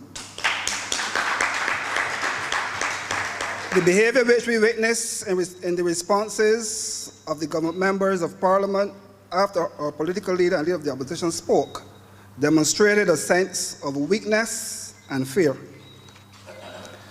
Clearly, they feared Conrad Ralph. His quietness over the last 6 years as an MP was underestimated. I believe many of them were shocked by his most powerful delivery in replying to the budget. For they had grown accustomed to a quiet parliament, to a parliament where the 30 members spoke to themselves and were heard to a large extent by themselves. To a shift to a parliament where there was now an opposing voice and view might have stunned them. Certainly, the response from most, if not all, was to try to speak negatively of the opposition leader, rather than address the serious questions asked about their ministries and the government. All of a sudden, the Democratic Labour Party held center stage in Parliament. Speaker after speaker tried to remind us of the lies they had told the country from around 2016 in an effort to win a government. They won the government with every single seat, yet they cannot get the country governed. They struggle daily to either finish projects started by the Stewart-led administration or rename and rebrand others trying to claim them as theirs. The truth is, they came to office without a plan and now find themselves in a quandary as to how best to convince Barbadians that the Dems left the economy so bad that they are now, after 6 years on the job, able to get roads milled and paved, buy a few garbage trucks and a few electric buses. 6 years later, the South Coast Sewage project has not been completed or the sewage issue fixed.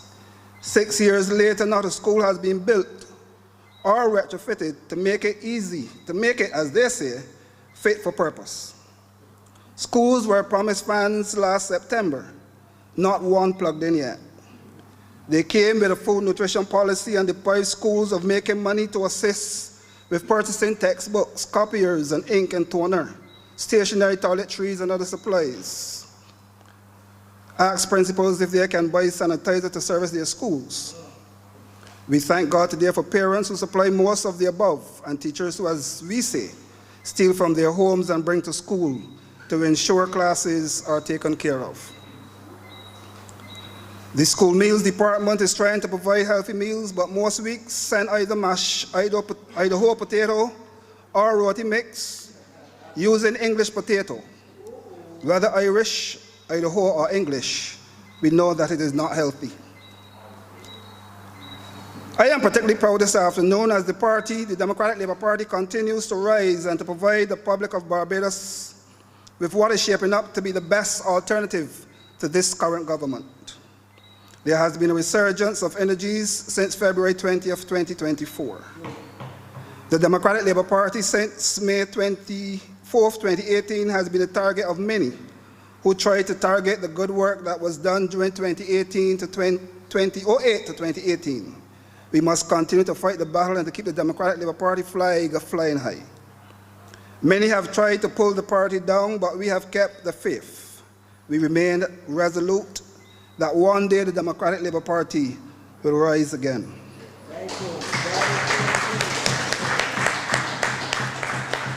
We are now experiencing that moment in time, and largely because the country has had enough of this current government.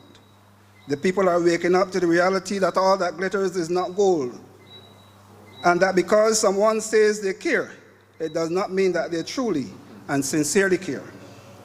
As a matter of fact, we heard it straight from the horse's mouth last Wednesday, as the budget was winding up. We all heard her say that the truth is, I am not pretending to know mathematics or English, but just pretending to care about people. Well, ladies and gentlemen, we have another genuine person in our midst, joining those who were rallying over the last 6 years. He is as real, natural, authentic, and sincere as they can come. He was a member of the Democratic Labour Party and contested 2 general elections on its behalf before joining the other mass-based party in Barbados. He is no stranger to many of us gathered here this evening. He is the incumbent Member of Parliament for Christchurch South. He has over 35 years experience in the political arena. He served in our Parliament for the past 6 years under another banner. It seems to me that he was not comfortable where he was, and after extensive deliberations and consultations, he decided to extricate himself from the oppression. We welcome him back home to the Democratic Labour Party.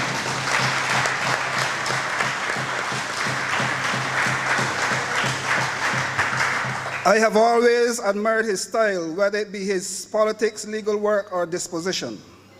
His crossing the floor and being sworn in as the opposition leader on Monday, February 12, 2024, has changed the political landscape in Barbados.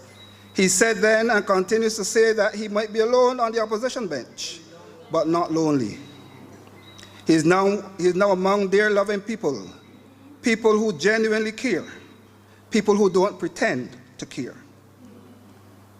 A week later, on February 19th, he was accepted into membership again and recognized as the political leader of the Democratic Labour Party. The pleasure is therefore mine this evening to introduce the St. Michael Southeast Branch meeting here at Parkinson Secondary School, Comrade Ralph Thorne, KC MP, political leader of the Democratic Labour Party and leader of the parliamentary opposition. Let us stand and applaud as we welcome our political leader to address us and those online across the globe. Ralph Thorne, welcome.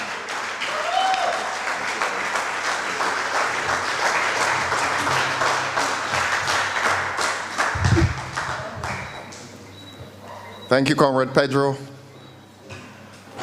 and thank you for the warm welcome. Thank you so very much. Thanks, Quincy. I'm sorry, I did not hear you. Quincy and I met only a few weeks ago. We're brothers, right, Quincy? Brothers. Thanks, Anthony. This gentleman, I don't walk about telling lies, but he will not tell you. But this gentleman, the gentleman behind him, Mr. Jones, the gentleman to Mr. Jones's left, Derek Allen, the gentleman in front of Derek Allen, that one, the gentleman to Mr. Gollop, Mr. James Paul, the gentleman behind Mr. James Paul, Kimar Stewart. Any others, Derek? Hainsley Bang. We wrote the budget reply. Right, Hainsley? We wrote the budget reply.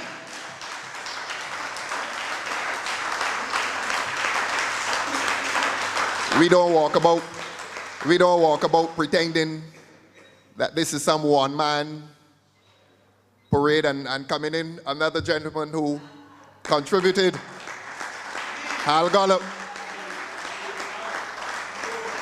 Where's Neil? Oh, come on, Neil. Please stand. Neil Marshall. We sat down. David Boeing. I'm sorry, David. David. David is a special human being. David is the glue around which we function. Pedro talked about a resurgence. And we had one of the best Saturdays, Derek, that we have ever had. And the food was good too. The Saturday before the reply, that's when we met. We spent a whole beautiful day. And we put our minds together. Maxine McLean, a wonderful human being. Wonderful human being. So that when you see this government importing people from London and South Africa, and when you see the representative, the temporary representative for this area, telling Barbadians that they want the best minds and the best people, we in Barbados must take offense. I sat with the best minds and the best people for an entire day. And we put together a prescription for the future of this country. Somebody is walking about saying that we did not put any solutions. You'll always hear that. You'll always hear that. But one of the main things we said is that if a prime minister's office is spending $188 million, $700 million between the Prime Minister's office, the Ministry of Finance, Cabinet, they're spending all this money. You know, when Ryan Strong was asked to do the breakdown, he still hasn't done it. He talked about BDF and the National Library Service. To this day, he has not given you a monetary breakdown so that we do not know. He may know if she's told him. There are monies in there for travel, for hotels, and for consultants. We have a consultant in Barbados, and her title, she is a consultant on protocol to the cabinet. I don't know if she's teaching manners. the cabinet members. How to eat with a knife and fork. Well, she's failing our manners because what I endured in there on Wednesday, and for the 3 weeks of the estimate, somebody needs to teach manners to the cabinet. So perhaps that money is well spent. But we have told this government that a lot of the wastage, a lot of the financial wastage that is being committed in government should be spent on people, employing people. And that's one of the major solutions that we put to this government. We didn't hide it. We have told the Mayor Motley administration, if you have money to spend on a set of people they call influencers, and they're propagandists, they're people paid to tell lies on behalf of the government. And if you're going to be spending hundreds of thousands of dollars, your tax dollars, on a group of people called influencers, put the people in Barbados back to work. It's only $500 a week you were paying them. We feel it should be increased, Derek. We feel it should be increased. Yes, but put the people back to work. Some of them were satisfied with the $500. And they were satisfied with it because the alternative has been nothing. But that's one of the solutions that we handed to the government. For God's sake, please, respect the poor people of Barbados. Don't respect them only when you want them to vote for you. And you know, the statement made by Ms. Bradshaw is all the more dangerous. Because if you're saying that when jobs are available, jobs in high places, that you want the best minds and the best people, if you're saying that, you are basically telling the people of Barbados that the only persons who should sit in positions of leadership in this country are government ministers, politicians. That's what you're saying to Barbadians, that all of your statutory corporation, all of your public corporations must now be headed, PPPs, must now be headed by people who come from overseas. And that the only people worthy to sit in positions of leadership are the politicians of the Barbados Labour Party. That's what you're saying. And these are the same people who are going to come back to you in a year, 18 months. Prepare yourselves for this year. Don't let them surprise us. When they come back to the people of Barbados, we have to tell them that we were more than a vote.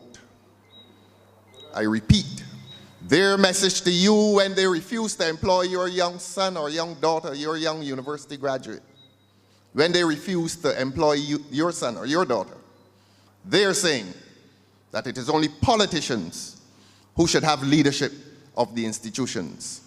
Do not support those people again. Do not support those people again. Ainsley gave me, you know, this is Sunday evening, and Ainsley always gives me a Bible verse. Ainsley, Brother Ainsley, you gave me 2 Timothy 1 verse 7. For God hath not given us the spirit of fear, but of power and of love. You're good. And of a sound mind. Ms. Bradshaw says that we don't have good sound minds. But we're going to prove to this government that we have lost that spirit of fear. Since I don't want to be immodest, I don't want to take the credit for it. Because one of the first things I said when I was interviewed is that I want the safety of a party. And I knew that I wanted the safety of the Democratic Labour Party. And I was being urged in all kinds of directions. Independent, citizen independent, go and form your own party. I respect this party. And I love this party. With all of its imperfections, I love this party. And I know what 1961 has done for Barbados. And I know who were the architects of 1961. Education.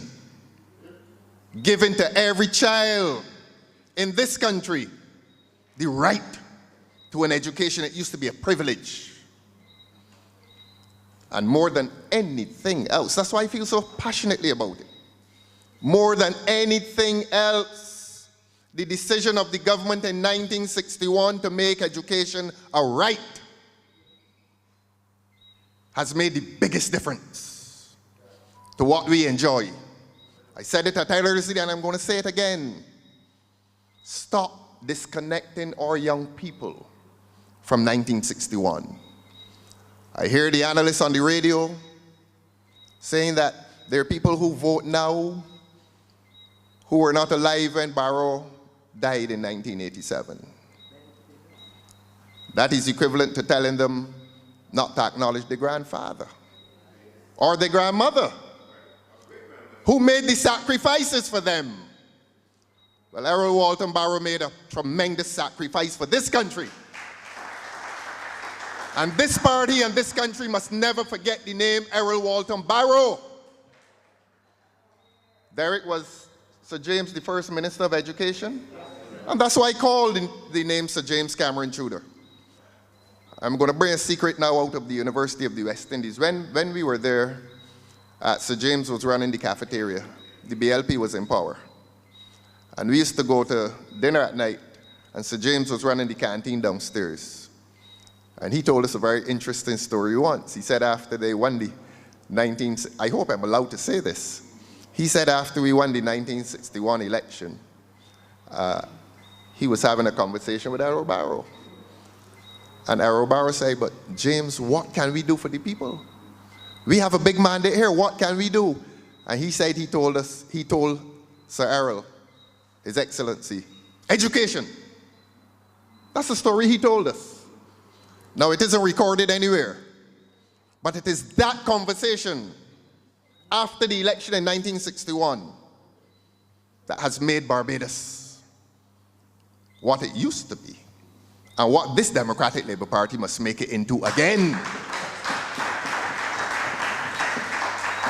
You walk all across Barbados, and I made the point in the reply. And when I said it, Sandra Husband seemed surprised because people don't have a consciousness of their location in relation to the people. I told her, look, you represent a constituency which more than any other reflects what education has done for Barbados. Look at those stretch of houses, Paradise Heights, West Terrace, Husbands, Oxnards, Upper Wanstead. That area in Barbados is a direct result. The houses there are a direct outgrowth of education in Barbados. 99% of the people who occupy those houses have working class origins. They are the sons and daughters of the laboring class. That's who they are. And it was education that placed them in that neighborhood, that gave them the financial power, gave them jobs. Education took our people out of the fields. Education took our fathers' sons off of the backs of trucks, lorries, Patrick Gollop. You remember men sitting on the back of lorries with their bare feet hanging over? Tell them, Patrick, that was Barbados. Tell the young people, don't disconnect them from Errol Barrow and Cameron Tudor. Don't disconnect them from 1961. That is our message. And that is where the foundations of the Democratic Labour Party must rest. On the transformation of this country away from a cane field into fields of pride and industry. So talk to the young people. I say again, do not disjoin them. And do not be apologetic in telling them what this Democratic Labour Party did for this Barbados.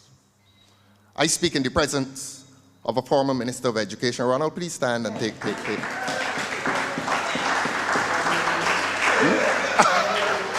Yes, Anthony Wood. Anthony Wood, former Minister of Education.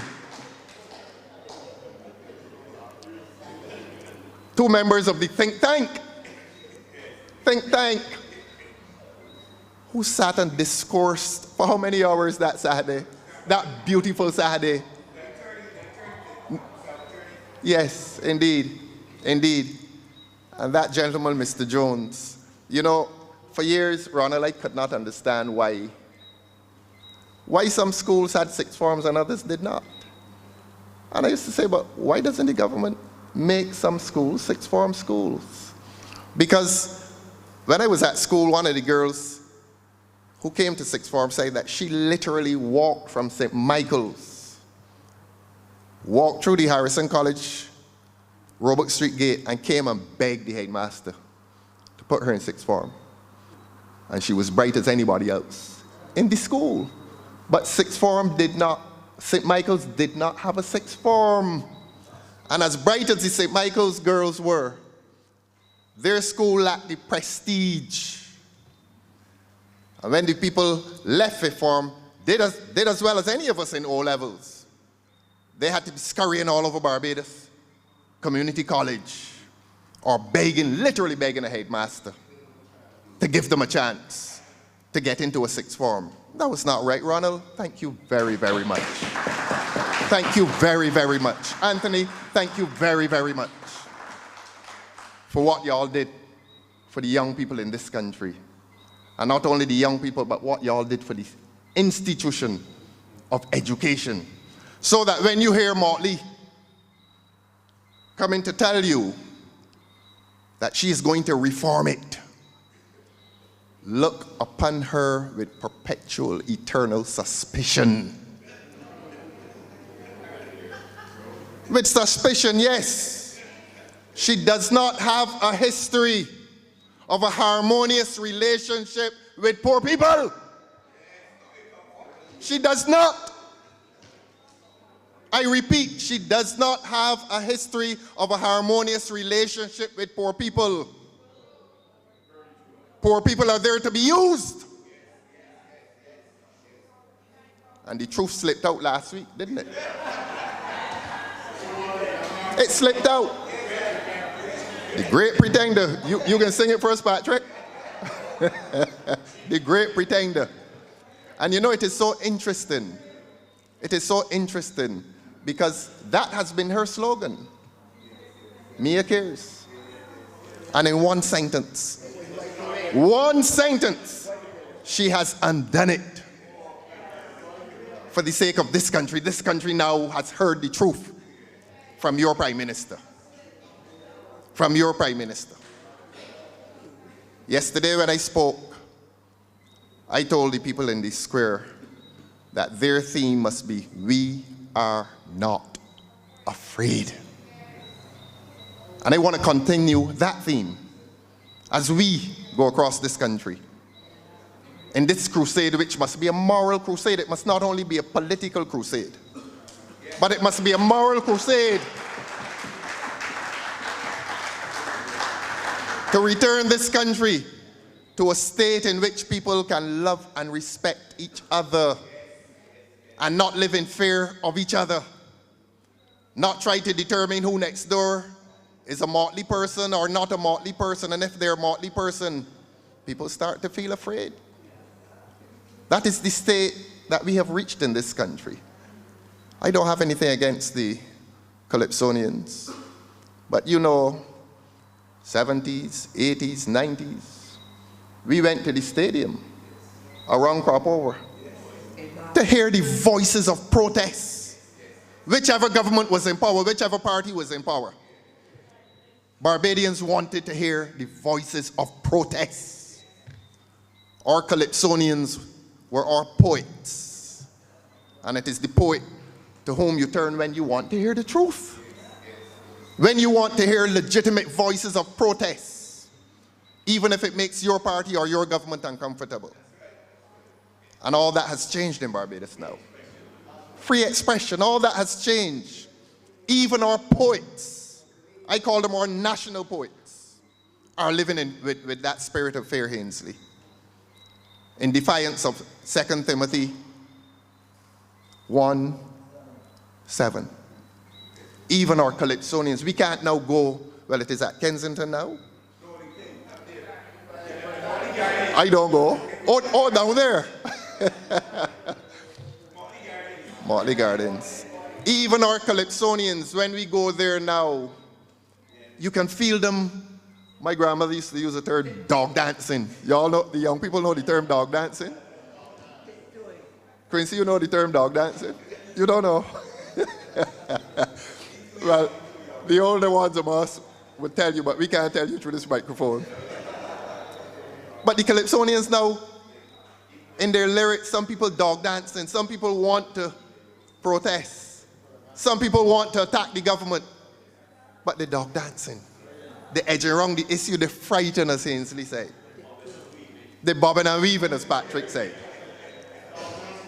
And we don't criticize the Calypsonians because what the Calypsonians are expressing is what Barbadians generally are expressing. They're just Barbadians like the rest of us. They're afraid too. And they know that if they write songs that are empty and supportive of the government, a part of the 188 million is for them. And that is the state that we have reached in Barbados. When even the creative intellect, when even the question of intellectual integrity is put up for sale, that people know that the lyrics of a song are items for barter. Selling your soul.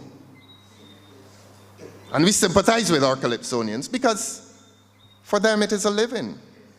And it is a big part of their living. But our artists and our poets must be given back the voice of the people and their intellectual freedom and their right to express themselves with artistic integrity. And that in Barbados has been put on the auction block.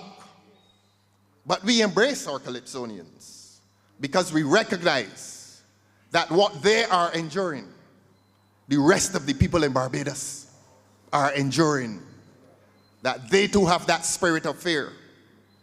And I'm not taking any personal credit for this.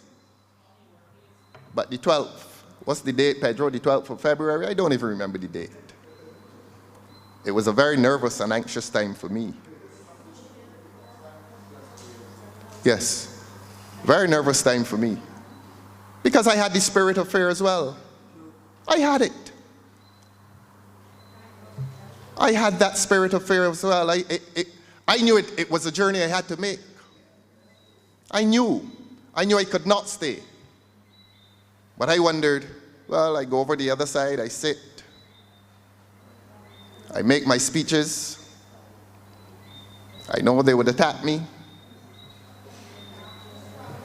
And I leave and I go home and not much in Barbados would change. And it is not so much what I did, but what is more important is how you receive me. How the people of Barbados have received me. Every day I repeat it, and I'm going to repeat it every day. Price Smart today, gas station today, Cave Shepherd on Friday. You walk down Broad Street, supermarket, Derek. The cashiers, man, we so glad.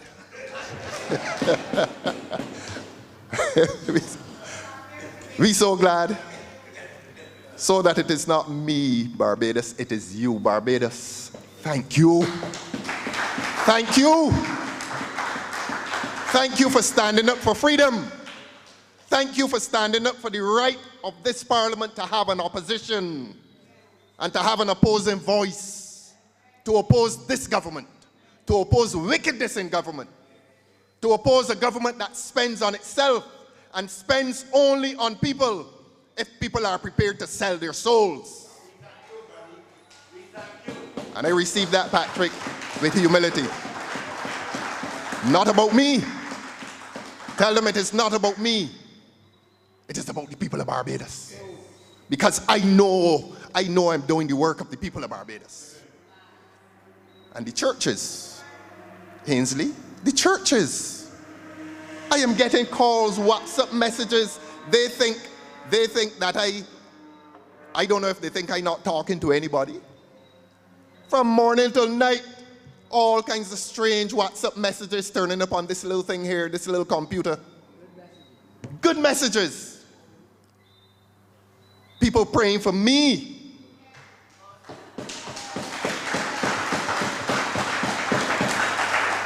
That's why I told Verla, next time you're going to church, bring me with you.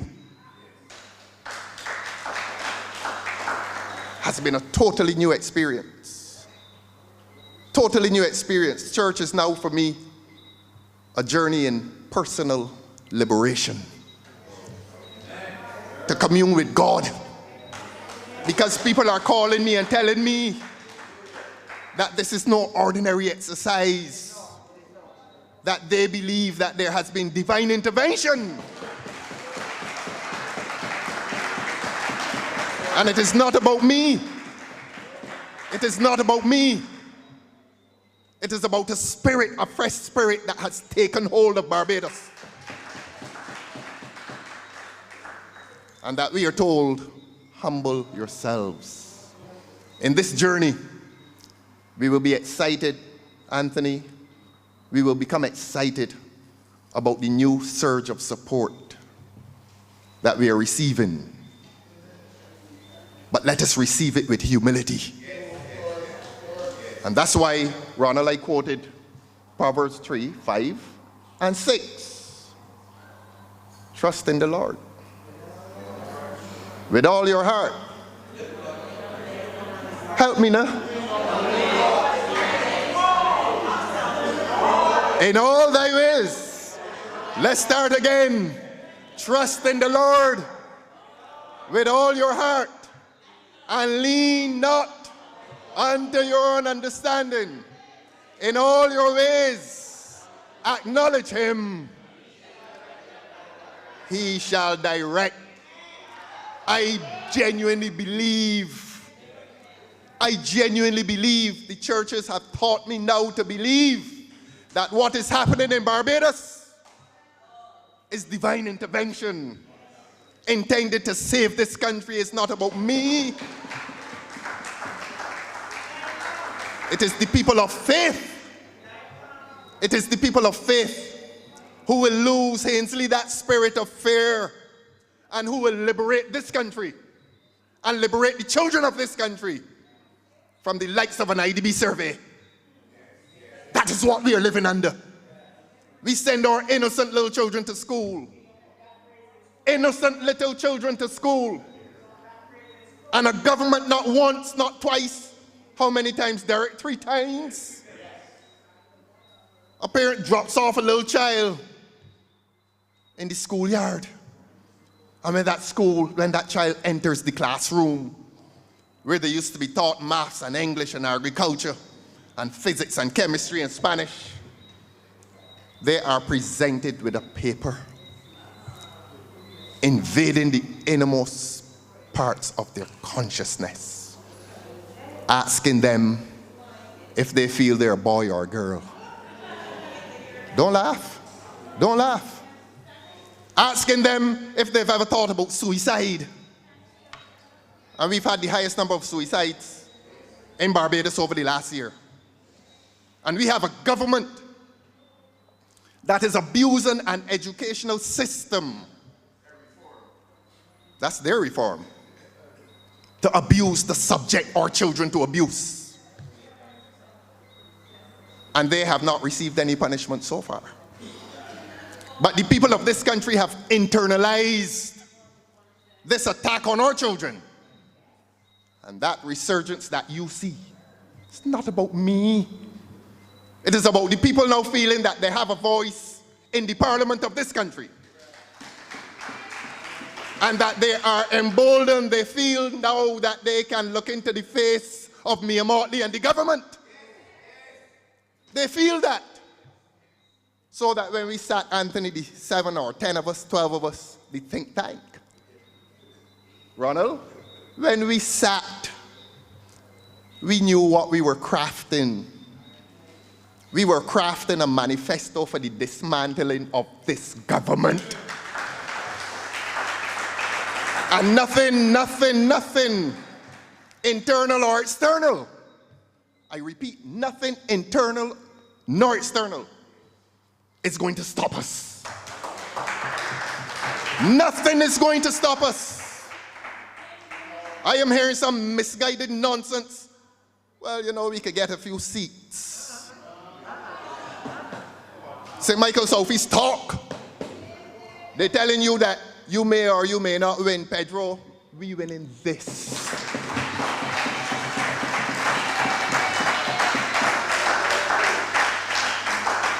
If some people thought that this was a few seats party, then this is a party that intends to take the government from the Barbados Labour Party. Whenever she calls it, whenever it comes, whenever the day of reckoning comes, we're ready to reckon. What few seats what? Nonsense. Egomania run wild. Let us unite. Let us unite. I've asked for this over and over. I didn't go up in Britain's-Hill to Reverend Durant's church to play the fool. I didn't go up there to play the fool.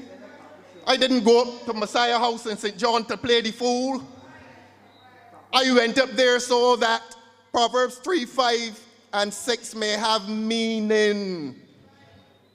That God shall direct our paths. That if we understand the virtue of humility, if we understand what it means to render yourself to the Almighty, if we understand what that act means, that is the ultimate in humility. Rendering yourself, admitting that you are without power, and that you render yourself, and that you trust in the Lord with all, not some, all your heart, and that you lean not unto your own understanding, that you shed all that you think you know, and that you surrender. If you believe that this is divine, if you have a spirit within you, if you have a soul, you will believe that. It is not magic. It's not about me. It's about a population that has lived in fear for the last 6 years. And a population that wants to extricate itself from oppressive government. That is what this movement is about. So when you hear them around here calculating some seats, we could get 5 and we could get 6. How many y'all want?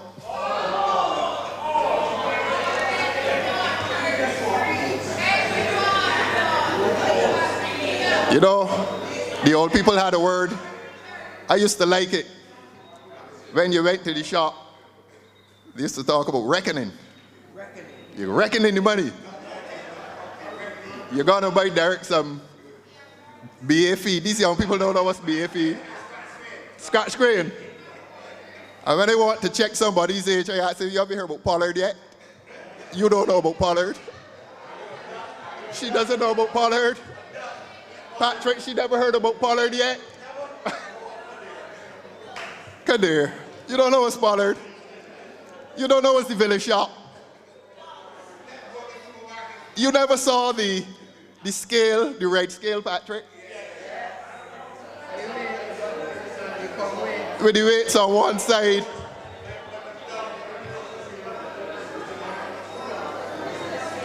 That's the journey on which we must take you.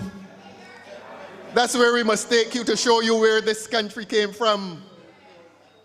And when you took the 30 cents, 2 biscuits cost 1 cent. Eclipse or soda, you choose. And when the shopkeeper gives hard biscuits or soft biscuits, but hard biscuits and the cocoa tea at night. This is the old section up here. Quincy, go over there.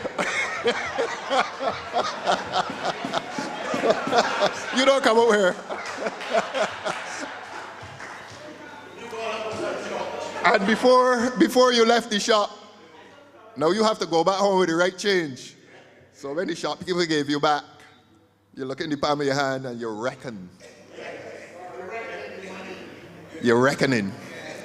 A time of reckoning is coming for this government. Don't reckon seats. We're not counting seats. We're counting justice. That's what we are counting in this country. We are counting that chance to return this country to justice. And I have no problem. I went to Broad Street yesterday with David Bowen, and Senator Ryan Walters, without apology. Because if you understand the example of Christ, Christ didn't go and sit with the high priest as first choice. And if we claim to be Christians, we have to live the Christian example. We have to go among the unglamorous. We have to go among the unpopular. We have to go among those who are oppressed and say that they are oppressed. And some people apparently felt that the march in town wasn't good enough for them. Some people felt that the gathering in Independence Square wasn't good enough for them. There are Barbadians who have been fighting this government over the last year. And if we as a party claim to be invested and interested in fighting this government, we have a moral and political obligation to join in solidarity with all persons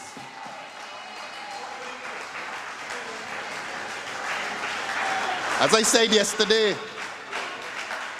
when I started to speak, whether you're an Anglican, a Methodist, a Pentecostal, and in this Pine Lands, a Rastafari brethren, fighting against this oppressive government, this Democratic Labour Party, you will have a brother and a sister in this Democratic Labour Party. We will fight with all oppressed people in this country, without bias and without special favor, because suffering in this country doesn't have the name of a church. It doesn't have the name of a political party. It doesn't have the name of a club. Come in, come in. Come in, please, come in. Come in.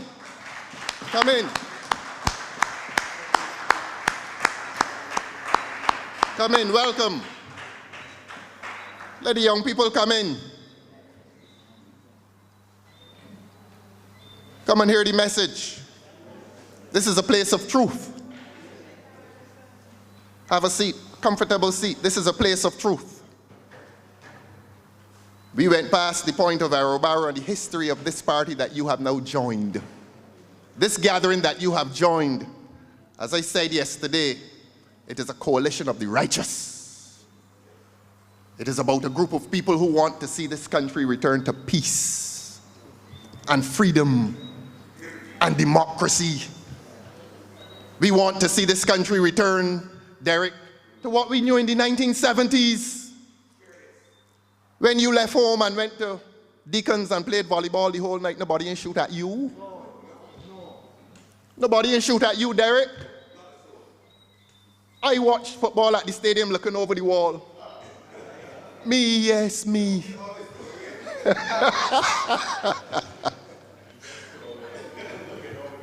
You know, Quincy, life in Barbados was so pleasurable, Derek, we didn't know. We just knew that we were a part of it. We couldn't appreciate it. We just knew that we were free, or we were just living free. Picking a golden apple, hitting it in the road, and breaking it open, and throwing it in the sea, and eating it. Young people, we're going to give you back your country. That's why I saw you people at the door and I told you, come in here. We're going to give you back your country. It is not about building many stadia. Not about building many stadia. It is about building character and community. And it is about leadership that leads by example. Not a leader who goes up on a platform and says, I don't give a. That is not us. Let the entertainer do that. That's how he makes his money. But when you are a leader, you have a moral responsibility to lead people by example.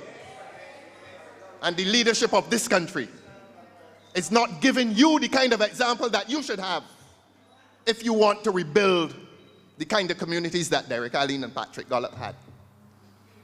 You go in the shop and sit down.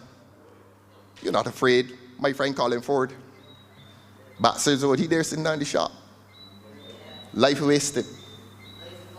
Look, one of the tragedies of this violence, one of the main tragedies of this violence, is that we have begun to accept it. It's normal. It comes on your phone, you look at it, and the person is nameless. 5 minutes after he's lost his life, he loses his name because nobody remembers him. Because 2 weeks later it's going to happen. Just another fella. And that is one of the tragedies of life in this country. That's one of the tragedies associated with the violence.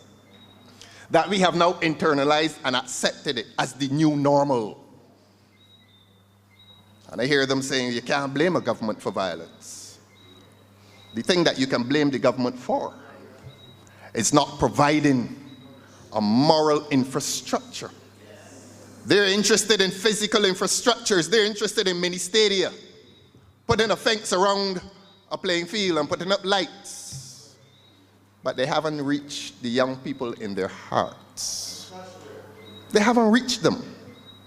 It is as if this government has lost its soul and its moral authority to govern, to reach people in their souls. They haven't reached the young people. And even if we fail, my friend, even if we fail, we are going to promise you that we are going to try. We are going to try. And we will not try without you. Because you need to embrace the young people, you need to embrace your churches. You need to embrace your clubs. How many young people come home now from school and instinctively think about forming a club? Not many. Hardly any. And the government is so misguided. You don't put a fence around a playing field. The playing field must remain an organic part of the community. That a child must feel that he can freely run onto the playing field and run off. You don't fence in a playing field. It is not a prison. It is a part of the community. And this government is so misguided that they now believe that the solution to the social problems among young people is a fence, bleachers, and lights. That is not the solution to the problem, Derek Alleyne. It is not. You got to reach people in their souls. You got to reach people in their minds. You got to reach people in their hearts. You got to tell people about the importance of community bonding. You got to remind them of the African proverb that says, if you want to go fast, go alone. But if you want to go far, go together. We want this country to go together. We're not interested in high speed. We're not interested in high speed.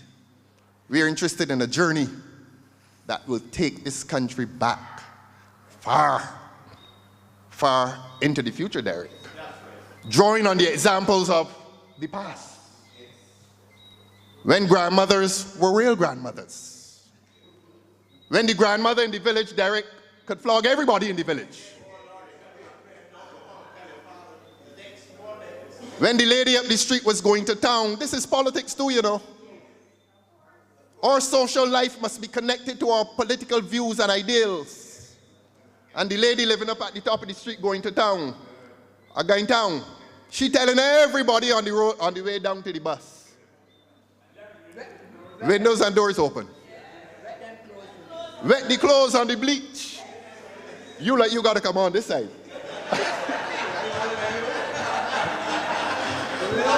Young people, that is the Barbados we knew. We had no money. We had no money.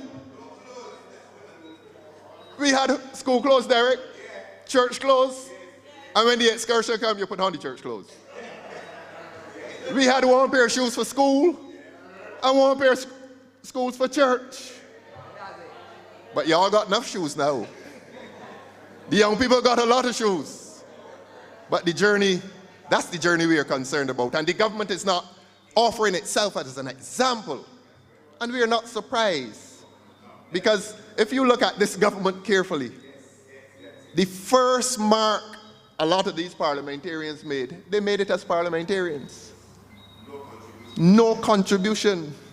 None of them ever went, they can sort of play a volleyball game. None of them ever went to North Stars and play a second division cricket match. None of them. None of them had any social involvement. Pinelands used, I saw a play here done by Pinelands a few years ago. Rodney Simpson, where are you? Peace, my brother. Rodney? Wood? Yes. But the point is, the members of this government, don't be too hard on them. Get rid of them, but do it gently. Don't be too hard on them. The majority of the people in this government do not have a record of social and community service. And that is the birthplace of arrogance. Because you take up a fella or a girl who never was involved in community life at any level, and you wake him up on Monday morning and tell him, boy, you're a minister today. And he gone mad. Head blown. He's an authority on everything. This party, Derek, Patrick, Ronald, Anthony, David, this is a party that is rooted organically in the community. And we lead if we become leaders by example. And we understand that leadership is not, I can use Arthur's word, leadership is not despotism.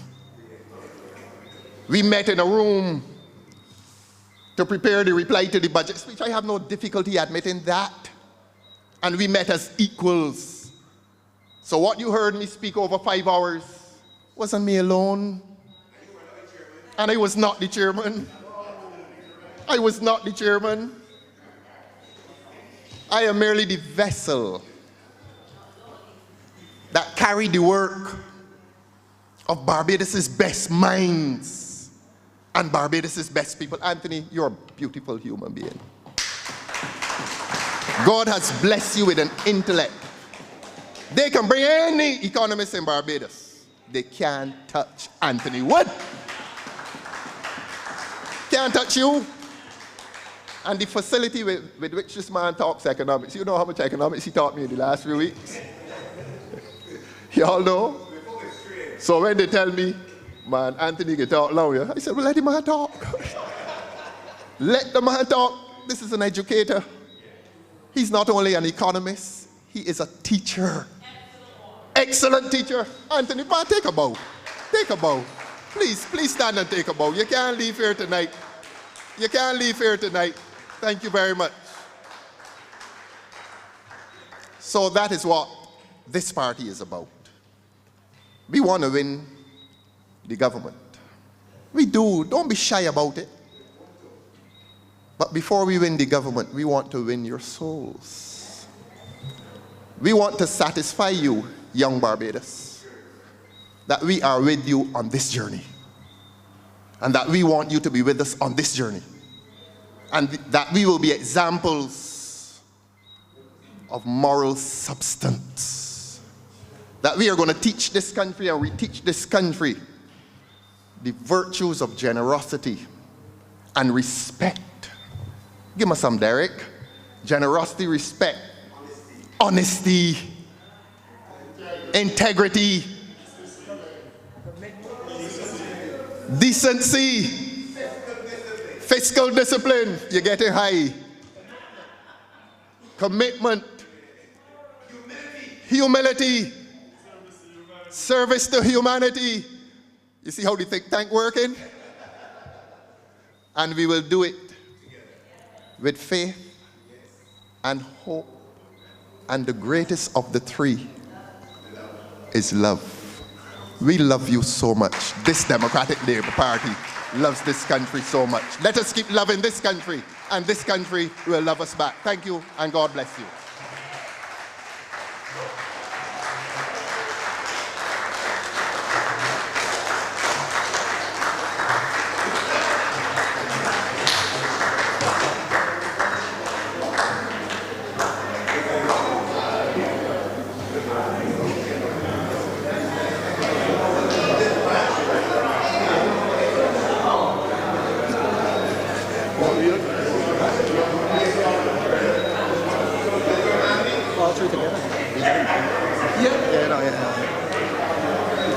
Ladies and gentlemen, I want to thank you for being here this afternoon with us. Young Quincy, I admire your spirit and your drive to go after and capture the youth of Barbados. At your age, you fit well within that group, and you should use your expertise and your wisdom to bring the youth of Barbados back into the fold of the Democratic Labour Party. These 15 mini stadia that we are hearing about, I personally don't believe it is for cricket or athletics. It is probably rum and panani, or brandy panani, whatever you choose to call it. But it's fed. It is not for any gameful activity. And you need to get in those places, get on the blocks, get with the young people, and encourage them to follow you and the Democratic Labour Party. Coincidentally, we are here at Parkinson School today, and you say that you were a cadet. Well, I had all of my trainings as well. And it was unfortunate that a couple of weeks ago, listening to Captain Jules on the radio and Commander Sherlin speaking about the cadet corps, and people were calling in and complaining about cadets of yesteryear and cadets of today. But just a couple of weeks ago, a cadet from Park, this same very school where we are now, was involved in an altercation with another student just across the road. The young people need direction and they need guidance, and if people like yourself can get out there and get to them, we can save them. I have been associated with schools from 1994 in Barbados. I was the president of a PTA for about 12 years. And I know and understand what goes on in schools today. And the road is long and it's rough. The Trinidadian, Calypsonian, Tambu say, the journey now start. Yes, that's right. We have work to do. The journey now start. We can do it. And I know that with your help and with our help, that we can get it done. I was once a member of the Young Democrats. Pedro was a member of the Young Democrats, and we knew what it was like to be out there among the young people. Unfortunately for you, I know what pollard and scratch grain is. But I'm sorry. I got 2 ducks and a sheep. I know what I'm saying. Comrade Wood, it's always a pleasure listening to you and hearing your expertise within the bosom of the Barbados Labour Party. And it is welcoming to hear your perspective on the economic forum within Barbados. I don't pretend to know economics. I don't pretend to know math. But I care. I care. And fortunately for me, I come from a family of mathematicians, so I don't pretend to know math. I know math. But it is always good to have you with us, and as Pedro would have said earlier, and I would have said earlier, St. Michael South East is the place of education. And we will have you back at some other time to expound your vast knowledge of economics and take us through the steps and the paces as we hear what's supposed to be a budget, but merely a speech to attempt to embarrass people, or as the Prime Minister will say, a one-upmanship. And we see that she has lost this one, so we don't have to worry.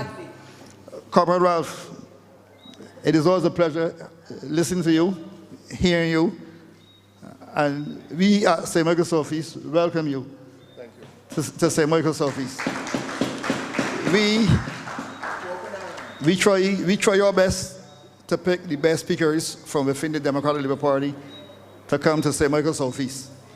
And having you here this evening. You don't go to Australia or England? No. No. When you say South, Christchurch South? It's here. It's here. So we try our best to have people who can interact, people who are like us, and people who don't feel there's an issue coming here to fellowship and speak with us. We invite all persons, and those who choose to come, we welcome them. Comrade Ralph, thank you. Ladies and gentlemen, for our meeting in April, we'll be having former Prime Minister Freundel Stewart, and he will be looking at the Democratic Labour Party from 1955 to 2024. And I would invite all you back here again to hear Comrade Stewart. It would be the 21st of April. It would be the second time that Comrade Stewart will be with us. And I don't have to introduce or tell you anything about Comrade Stewart. He comes to the mic, he speaks his mind, he has no what's written in his hand, so he doesn't put his hand like that and pretend he's talking from his mind. He speaks from his heart. So we will invite you to come out here with us and celebrate with us again. The St. Thomas branch will be having a luncheon on the 28th, and I encourage all of you to go and support the St. Thomas branch. I read an article this afternoon from Hainsley, which he was saying that this should be a party event. And I do agree that we should all go and support the St. Thomas branch. And yes, we need to get our branches together. We need to get our branches up and working. When I took the role as chairmanship, I said my goal was education and membership. I am not sure what will happen in June, but should I be here again standing, we will continue on that vein.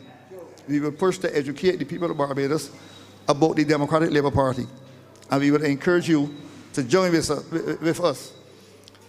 We have been in the constituency from probably just after the election.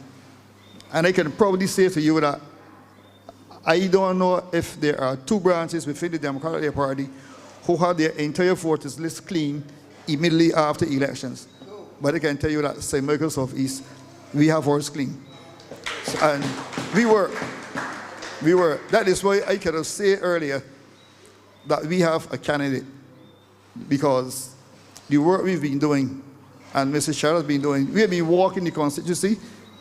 We've met with people within this constituency who had issues, and we wrote letters on their behalf to varying government departments to fast track any issue that they may have. So we are working. We might be rebels, but we are working. We are rebels with a cause, but we are working. So ladies and gentlemen, I thank you. I ask you if you could stay and have a small repast with us. And thank you, ladies and gentlemen, for being here. Good night.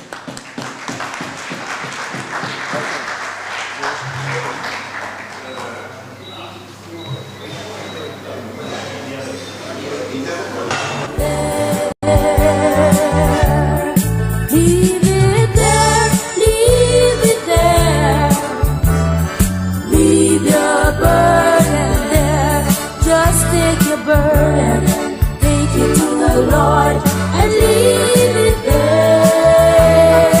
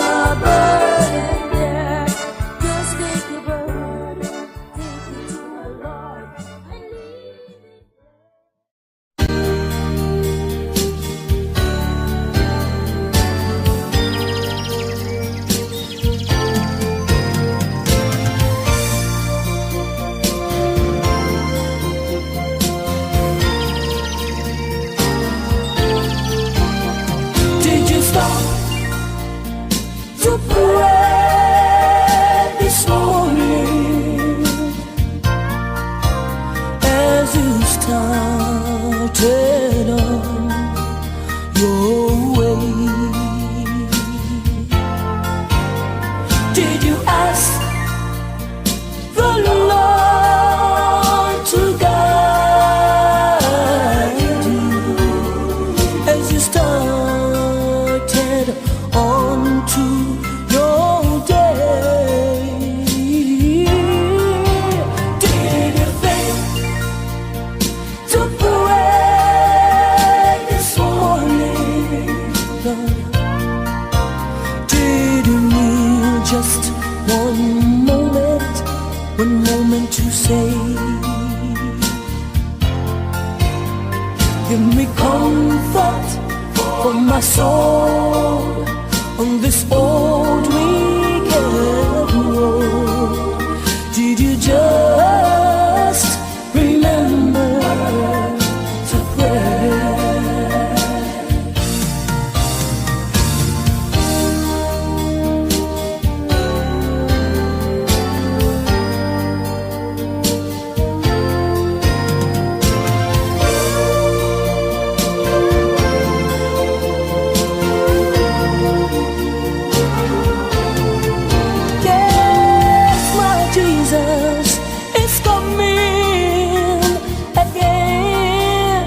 I know He has promised in His words long time ago.